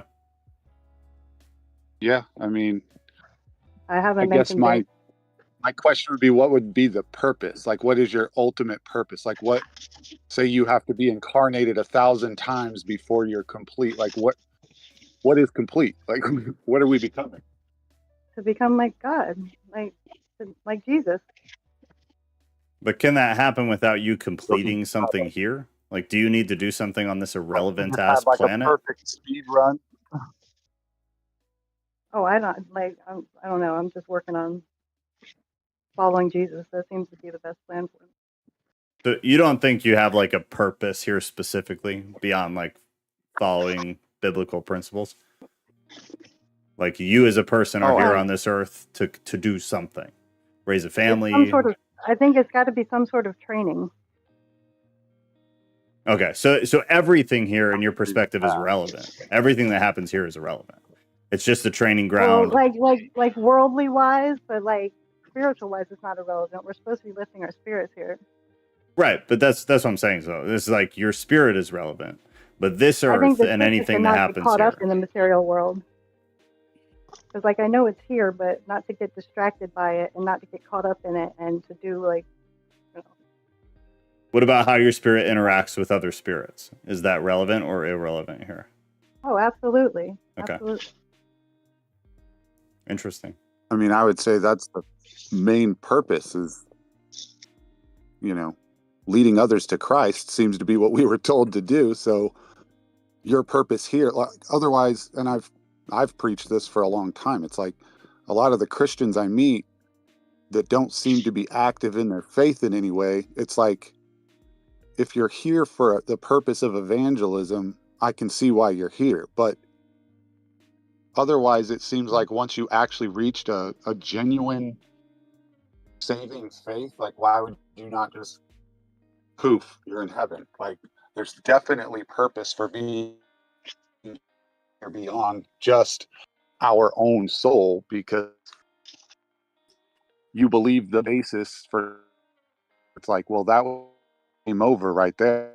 No need for no need on this earth. You be, but clearly that's not what we see. Like, I've never once seen somebody come to faith and cease to exist. Like, your goal, whether you believe it to be the primary goal or you're just like side questing, is evangelism. It's bringing others to it. It's snatching people the gates of hell. So I guess to I'm relate, kind of curious on your guys' thoughts on. is there a chance that you could stay behind as a soul to continue doing that in any scenario? So is there a chance there's a paranormal story out there? That? Do you think there's a chance that a soul could stick around to do evangelism? So we talk about like a good ghost or whatever you want to call it, but like these happy stories where a spirit does something positive. Do you think any of that is ever evangelism?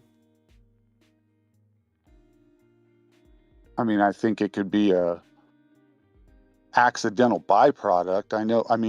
I know Christians who have experienced something so paranormal and terrifying that it led them to Christ. Like, not like a ghost led them to Christ, but the fear, the acknowledgement of the supernatural, whether it was a ghost or demonic or whatever, is part of their story. So I don't know, like, technically, was that ghost like watering seeds or something? I don't know, but I don't know if I really believe. You've got to like get shocked into it sometimes. You got to get rattled pretty hard to just suddenly turn. You know what I'm saying? Like, I thought that's how it happened to me, anyways. Yeah. I think that just may be not because it was a ghost, just because it startled them that bad. So what are your thoughts on that story where, Saul goes to the witch of Endor and supposedly summons up Samuel from the dead, and like he appears as a ghost? It doesn't say supposedly, it said that it did happen. Well, I'm gonna look. I want to see the word that they used. What the hell was that? Elohim. No, for the spirit that was summoned. It's in, what is it, 2 Samuel? Yep, it was Elohim. 20, It's 28. Yeah, he's right. Yeah, so kind of a different thing, a story that's been pulled off the tracks a bit.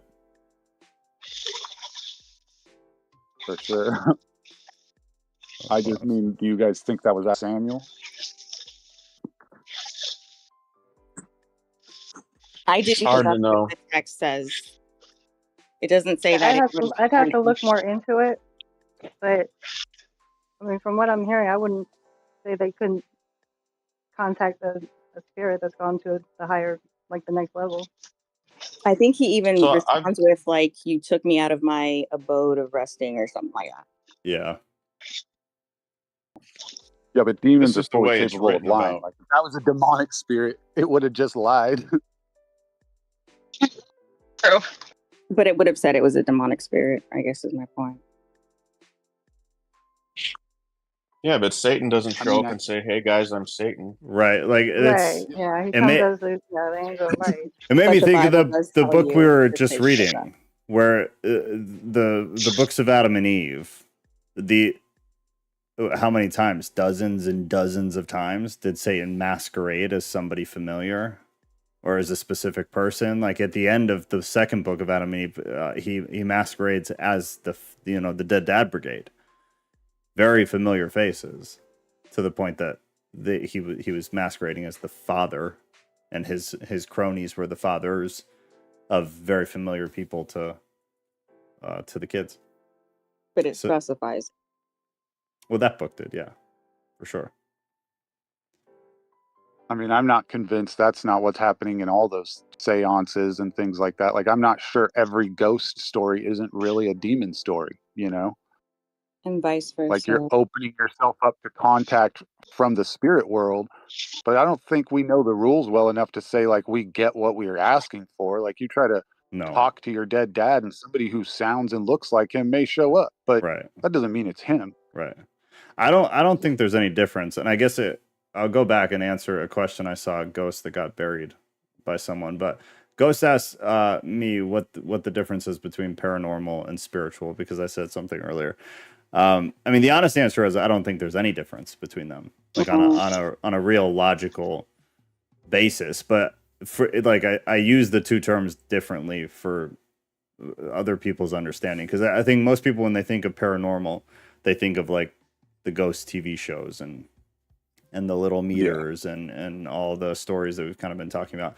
And then I think when people think about spirituality, they think about fucking God in the clouds and demons and horns and kind of like the other side of it. But I think they're entirely synonymous, honestly. And I'd have to think more to see if I fully agree with that. But that would be kind of like my initial take, because I think they're the exact same thing. I think the paranormal world is built of mostly secular people. So it's them explaining something that is beyond normal conception in a way that they can conceive, which is why like all ghost stories are explainable by humans, because it's all happening in ways and means of things that we have conceived. We've experienced them in actual reality. And so when things get thrown, it just gets thrown by someone that you don't see. But you understand and you perceive that somebody threw it. You just don't see the somebody. When Kat got her hand grabbed, she understood somebody grabbed her hand. She couldn't see the somebody. But it's all things that you can conceptualize. Whereas like when I say spirituality, I more mean things that I don't believe most of us could even conceptualize, because they're things that we've never seen, we've never touched, we've never experienced with our senses, which is how human brains function. And I've ranted about this 1,000 times, so I won't. But that's kind of like the difference in my head. But I think they're the same thing. I think paranormal, it seems to always happen, or we have some way of conceptualizing it and things, or by means of ways and things that we've experienced. So we can tell it. We can tell the story. This is what happened. Whereas like spirituality, good luck, dude. Explain to me what the Holy Spirit is. Explain to me what God the Father is, because it sure as hell isn't a dude with a beard. It's not a person. It doesn't have a body. Like, it's all just our stupid human brains being like, I need to understand this, so I'm going to attach a picture to it. But it's all bullshit. Like spirituality to me, it's good luck trying to actually make that make sense. Any of it.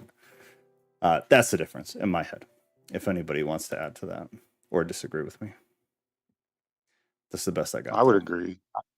I do think there's also the element of, if you're actively trying to suppress the knowledge of God within your own soul, like you don't want to admit there's a God, and then you start seeing things that can't be explained in the natural, we've created a whole body of language like the supernatural and ghosts and, hexes and luck and all of that seem to be a way around having to say the word God or spiritual. Right. Because there is a lot of that stuff that is quantifiable and explainable if you're using like biblical principles, like the laws that are laid out. Curses and blessings, you don't have to read a spell book for that. You read Deuteronomy 28 and Leviticus 26, and like God isn't a cursing and blessing business. Yeah. There's laws, there's rules you have to follow to avoid the curses and things that you do to receive blessings. But if you're secular in any way and you don't, or even you're just mainstream Christian, you're adding all kinds of paranormal talk in because you're suppressing the knowledge of the truth of God. Yeah, that's a good point. Well said. Agree.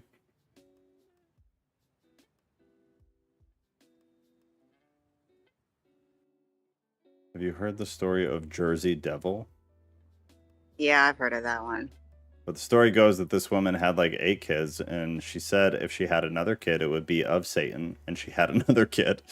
They claim it was a devil. As far as our purpose is, we have our main goal, which is, oh, then I think it bleeds into something else. Okay. So, Ryan, is that the same as Mothman? What's that? Is that the same as Mothman? The Mothman, the Jersey Devil? I feel like. I know Kat's about to butt in, so go ahead, baby girl. Kind of, yeah, except the Mothman, they're both cryptids, but the Mothman is more, I think that one has something to do with UFOs. Like there was some sort of weird analogy. Oh yeah, there was. So like the Mothman showed up and then like a bridge collapsed or something. Yeah. And then the story is that Men in Black came around and like started asking really stupid, weird questions because they're not human. So there is a correlation between those two, but I think Mothman is still technically classified as a cryptid. It's in the city, Cat. I didn't think about that. It's in the city? It is, because it's near like it was the Brooklyn Bridge, and it says Jersey. Yeah. It doesn't say. Oh no. Yeah, there's a bunch of cryptids, and honestly, like all of them, like Bigfoot, he would be a cryptid. I think a lot of them are heinous. The vast majority. Mothman is like the one that gets me. I looked up cryptid and I found luxury sneaker brand. And then further down, I found a rumored creature. A cryptid, for anybody who doesn't know, a cryptid is a creature that is rumored or suspected to exist. There is no conclusion or evidence, or there is no conclusive evidence. The word cryptid was first used in 1980. What about like chupacabra? Chupacabra. Oh, chupacabra, yeah. What about chimera or chimera, something like that? Like the hybrid of a human and something else, I think. I don't remember that one. You do or you don't? I don't. I'm trying to Google. My spelling was obviously extremely atrocious. Chimera. Yeah. Oh, I think I got it. Hold on. Human, animal, chimera. Yes. Let me pull this over here. Human animal chimera is an organism that it contains both human and animal cells, while a human animal hybrid is an organism where each cell contains genetic material from both a human and an animal. Yeah, that's the one. Interesting. Right. That's something that each Alex Jones is talking about. Yeah, so hold on, let me do this again. So human animal chimera, this is the cell composition. It would contain a mixture of human and non-human cells, whereas a human-animal hybrid, each cell contains genetic material from both human and an animal.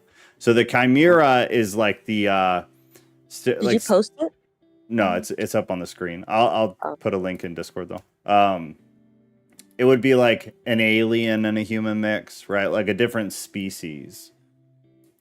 Well, sort of, or like the Minotaur or whatever, but... Right, centaurs and all. We're putting pig hearts in people, so that meets one of those definitions, you know? Yes, and we're growing fetuses in cow uteruses. You know, that fits one of those definitions. Yeah, there's a lot that people don't know. When you go into labor, and if it's slow, and they'll give you like Pitocin, that's not synthetic. They get that hormone from a pig. I don't think a lot of women know that. So if you're vegan and all that, you should probably like with gene editing, like the CRISPR system, they're definitely trying to awaken attributes inside our DNA. I guess that's not technically mixing, but it's changing it to, you know, make you be able to do whatever, you know, live longer or whatever. The goals that they're having, like they look for animals with that attribute, like an octopus or something that can live or regenerate. And then they try to find out what part of their DNA is active that ours isn't. And then they try to turn that on with the CRISPR device. That's not actually like mixing, but it kind of is, because DNA is just DNA. Correct. Yes. Some ways that chimeras are created include mixing embryonic cells from two different individuals, transplanting fetal tissue into another individual, or using CRISPR to alter cell differentiation's capabilities. Traces back to Greek mythology, where the Minotaur, there you go, man, had the body of a man and the head of a bull. Right. That's so it's like spooky we're shit. coming full circle to like, okay, a lot of this stuff that we're tampering with and trying to figure out now, you know, in a science coat, and that's what wizards were doing 3,000 years ago. Yeah. Yeah. Good God.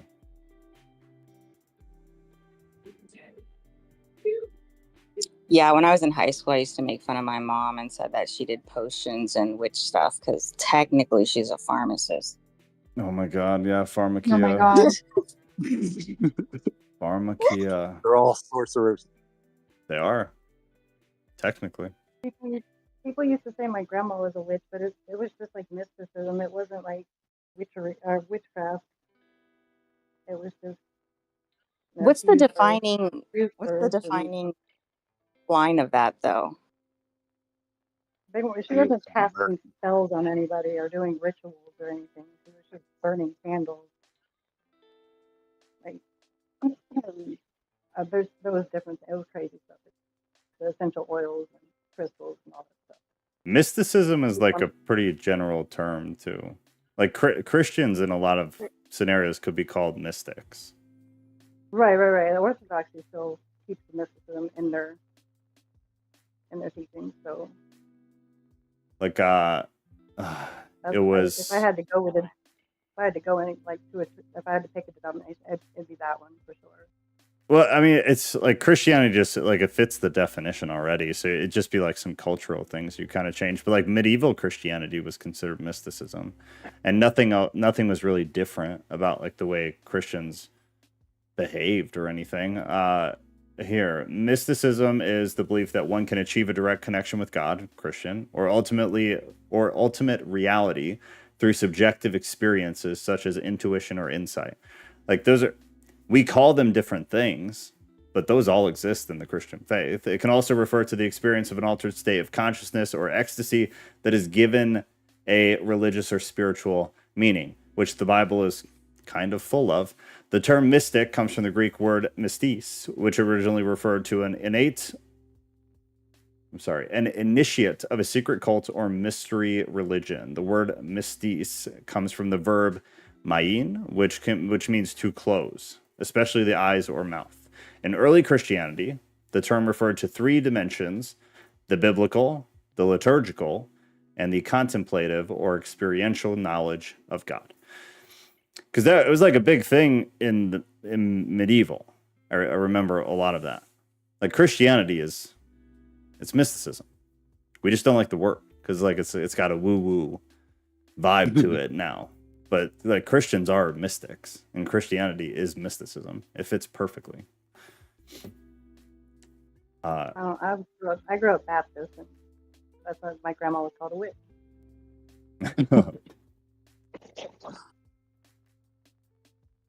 I mean, it's a fine line, like the new age nonsense you see in church. It's like it goes back to what I was saying. Like we wonder why some people would move into a house, and even though they're Christian, they still experience demonic activity. It's like, okay, well, there's Christian, and there's Christians who are operating in all kinds of weird things. You know, like true.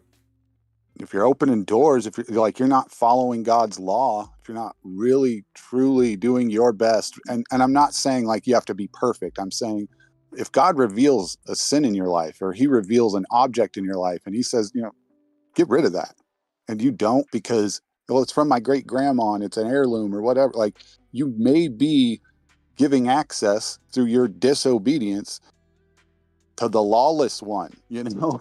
Yeah. I don't know if well, I agree. I mean, I was raised that way, and I had always believed that way, but I think a lot of times it's taken really too far. But I think sure.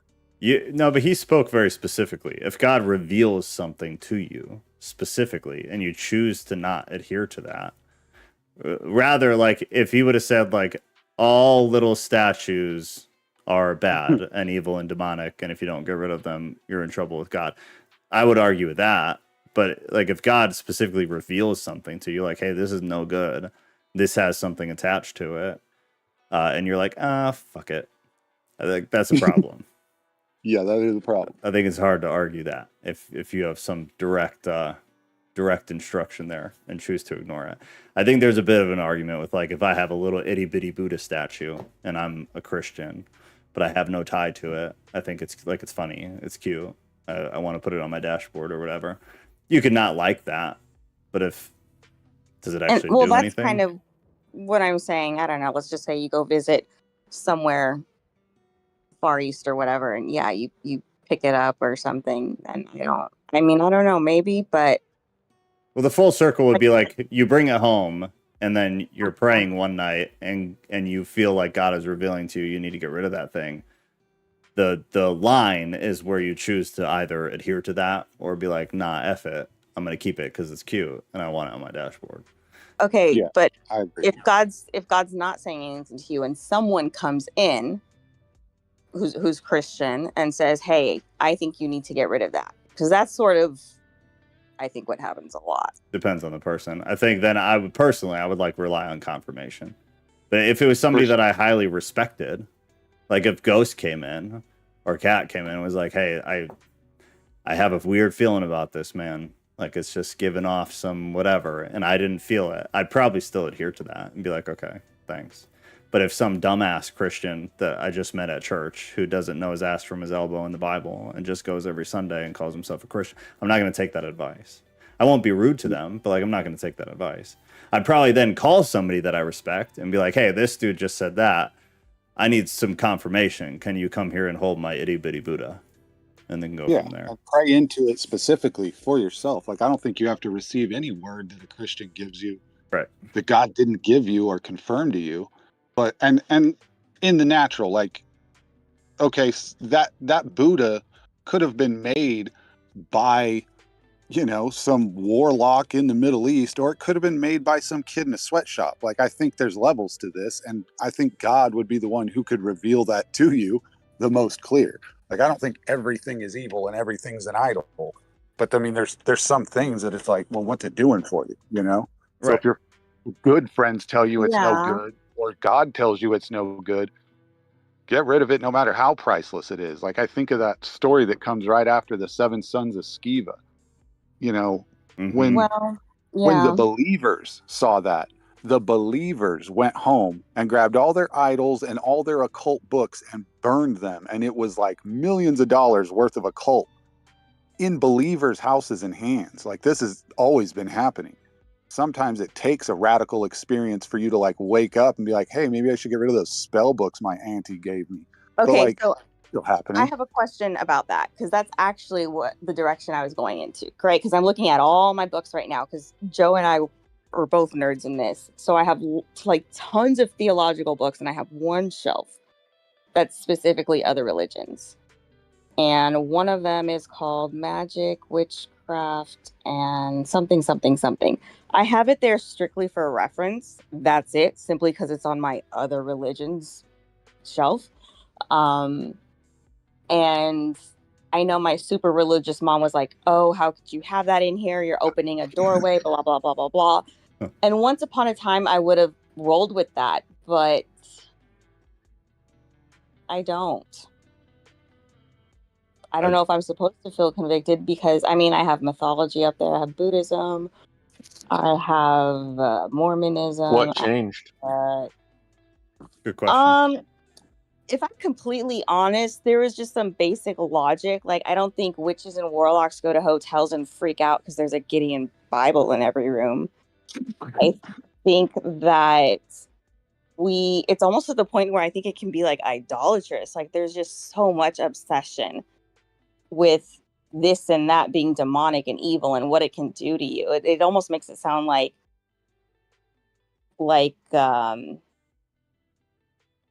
God is powerless or has less power. I don't know. I think that's the trick. That's how we get fooled. The Satan's deceit there is because we're not supposed to fear We're supposed to have faith in God and stand on it. You know, submit yourself to God, resist the devil, and he shall flee from you. Like, if we're scared, you don't have to flee. Yeah. What do you guys think a cult means? Like, if you could give a definition or your thoughts on it. Hidden. I'm sorry. What did you say? Occult. I said, what do you think occult means? Yeah, I Just think for hidden anyone too. who wants to answer. It's like my first thought. Yeah, I just thought it meant hidden. Oh yeah, it does mean hidden. So, is something hidden inherently evil, or does it just mean it's hidden? I wouldn't say it's inherently evil, no. Yeah. But that's the way it's spoken of. Yeah. Yeah. It's hidden because you have to go and search for it and want it, I think. I mean, the occult is directly tied to I don't think Satanism. it's literally exactly. like Yeah, I was going to say. Perspective-wise, that's absolutely Yeah. bullshit, though. The occult has nothing to do with Satanism whatsoever. Yeah, I think he was talking more about that specific verse. They used the word occult in the Bible. They got rid of their occult items. He's talking about, their old mysticism, hidden. Do you have that verse? Books, like, they had that same bookshelf you did, except they had it hidden in their house somewhere because it's priceless and it's taboo, and Do you know what verse I don't that is? think Though? having a library in your house is any different than the fact that we could research anything we want right there on our phone. So, like, is all these Christians about to burn their phones? Because, it's the same thing. It's like, if I was you, I would just pick up the book and pray. And if you don't feel led by God to get rid of it, then, you're using it for research purposes. You're not like, I hope you're not like doing seances that you find in the book or making potions you find in the book. You're like using it for research. That's different. You know what's really weird is I did have a coworker who happened to come over, and she was talking about like weird, creepy things that were going on in our house, and this thing had a specific name, and I have no idea why, but I decided to pick up the book and look it up, and sure enough, it was an actual name of a specific demon. I'll never forget that. So it was actually used for research purposes. Yeah, research. Or Intentions, understanding, level of consciousness. It always for me like went back to when I was actually a pastor at a church dealing with different people of different levels of understanding. There are certain ways I would explain certain things to certain people depending on where they were and who they were. I don't see this as really any different personally. Having books about, I asked this recently on Instagram and it got a lot of traction because people were kind of arguing about it, but it's like a matter of, the Instagram people are a whole different breed of people. Yeah. But it's like, will this thing affect all people the same? No. Will these people all perceive the thing the same? No.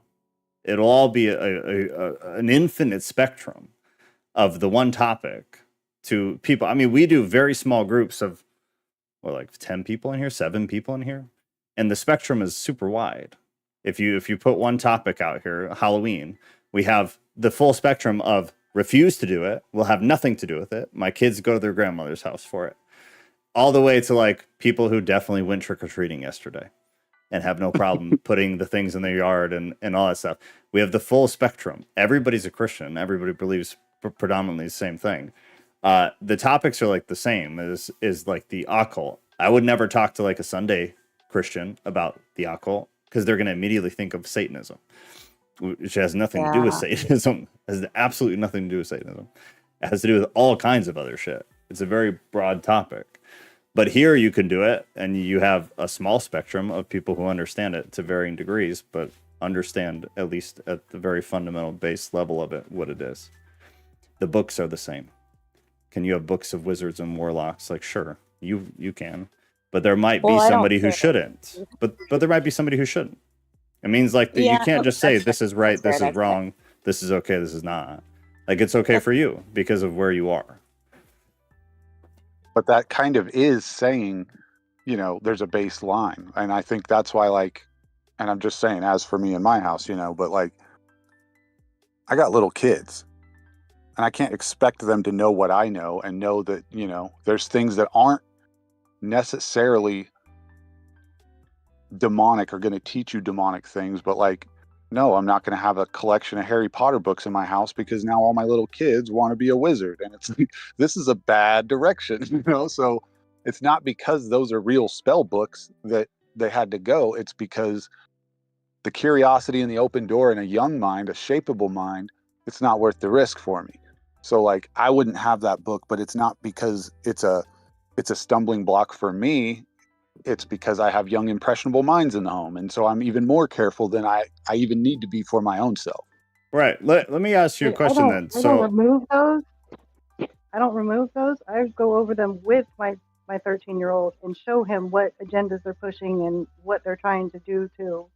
That was what I was going to ask. Like manipulate his mind. This is what I'm talking about. That's the perfect spectrum. Because I was going to ask you, do you see a world in which you could, instead of getting rid of them, have them, read them to your kids, know about them, but the whole time explain to them, like, and I don't think either one is right or wrong, just to be clear. This is what I'm talking about, is we have the spectrum. I would say that is more my method. Like, my kids are fully aware of all that. I mean, they're Americans, they understand. And like, and I wasn't always a Christian. So some of my kids, you know, they went to heavy metal concerts with me and stuff. Like, it was a different life. But as I've grown, I understand my role as the father is to guide those conversations. So I'm not just going to leave stuff laying around where they can all try to figure it out on their own. But yes, I totally agree that your kids can't be protected from the world indefinitely. At some point, they're going to encounter it. So are you going to shape that as they grow, or are you going to pretend it doesn't exist? Then they go out in the world and they think you lied to them the whole time. Like, it's a big problem in Christianity. Like, I see it a lot. People guard their kids so tight and they tell them sin is nothing but horrific evil and pain. And then when your kid goes to his first party, he's like, wow, everybody at church lied to me. This is awesome. Sin is so fun, you know, and now they're way more likely to stumble and fall into this because you didn't properly prepare them. So I agree, like, kids need to be guided in truth. And the truth is, you're in a fallen world. Yeah. This is why I find this also interesting. Like, we don't celebrate Halloween, but we don't pretend it doesn't exist. We don't lock our doors and hide, you know, from the day. And I do understand how some Christians would be like, you know, well, we shouldn't give the devil any day. It's like, you didn't give him anything. He took it, you know, you go out, it's his night, you know, but that doesn't mean you can't evangelize. That doesn't mean you shouldn't. It doesn't mean, you know, you got to treat everybody with a stink eye. Like, I guess one of my bigger problems lately is like, I'm actively trying to walk in holiness. I'm trying to be better. I'm trying to follow God's precepts. And what I caught myself doing was losing all my joy. And God had to literally just, like, through the Bible, explain to me, you should be the happiest you've ever been in your life because you're following me closer.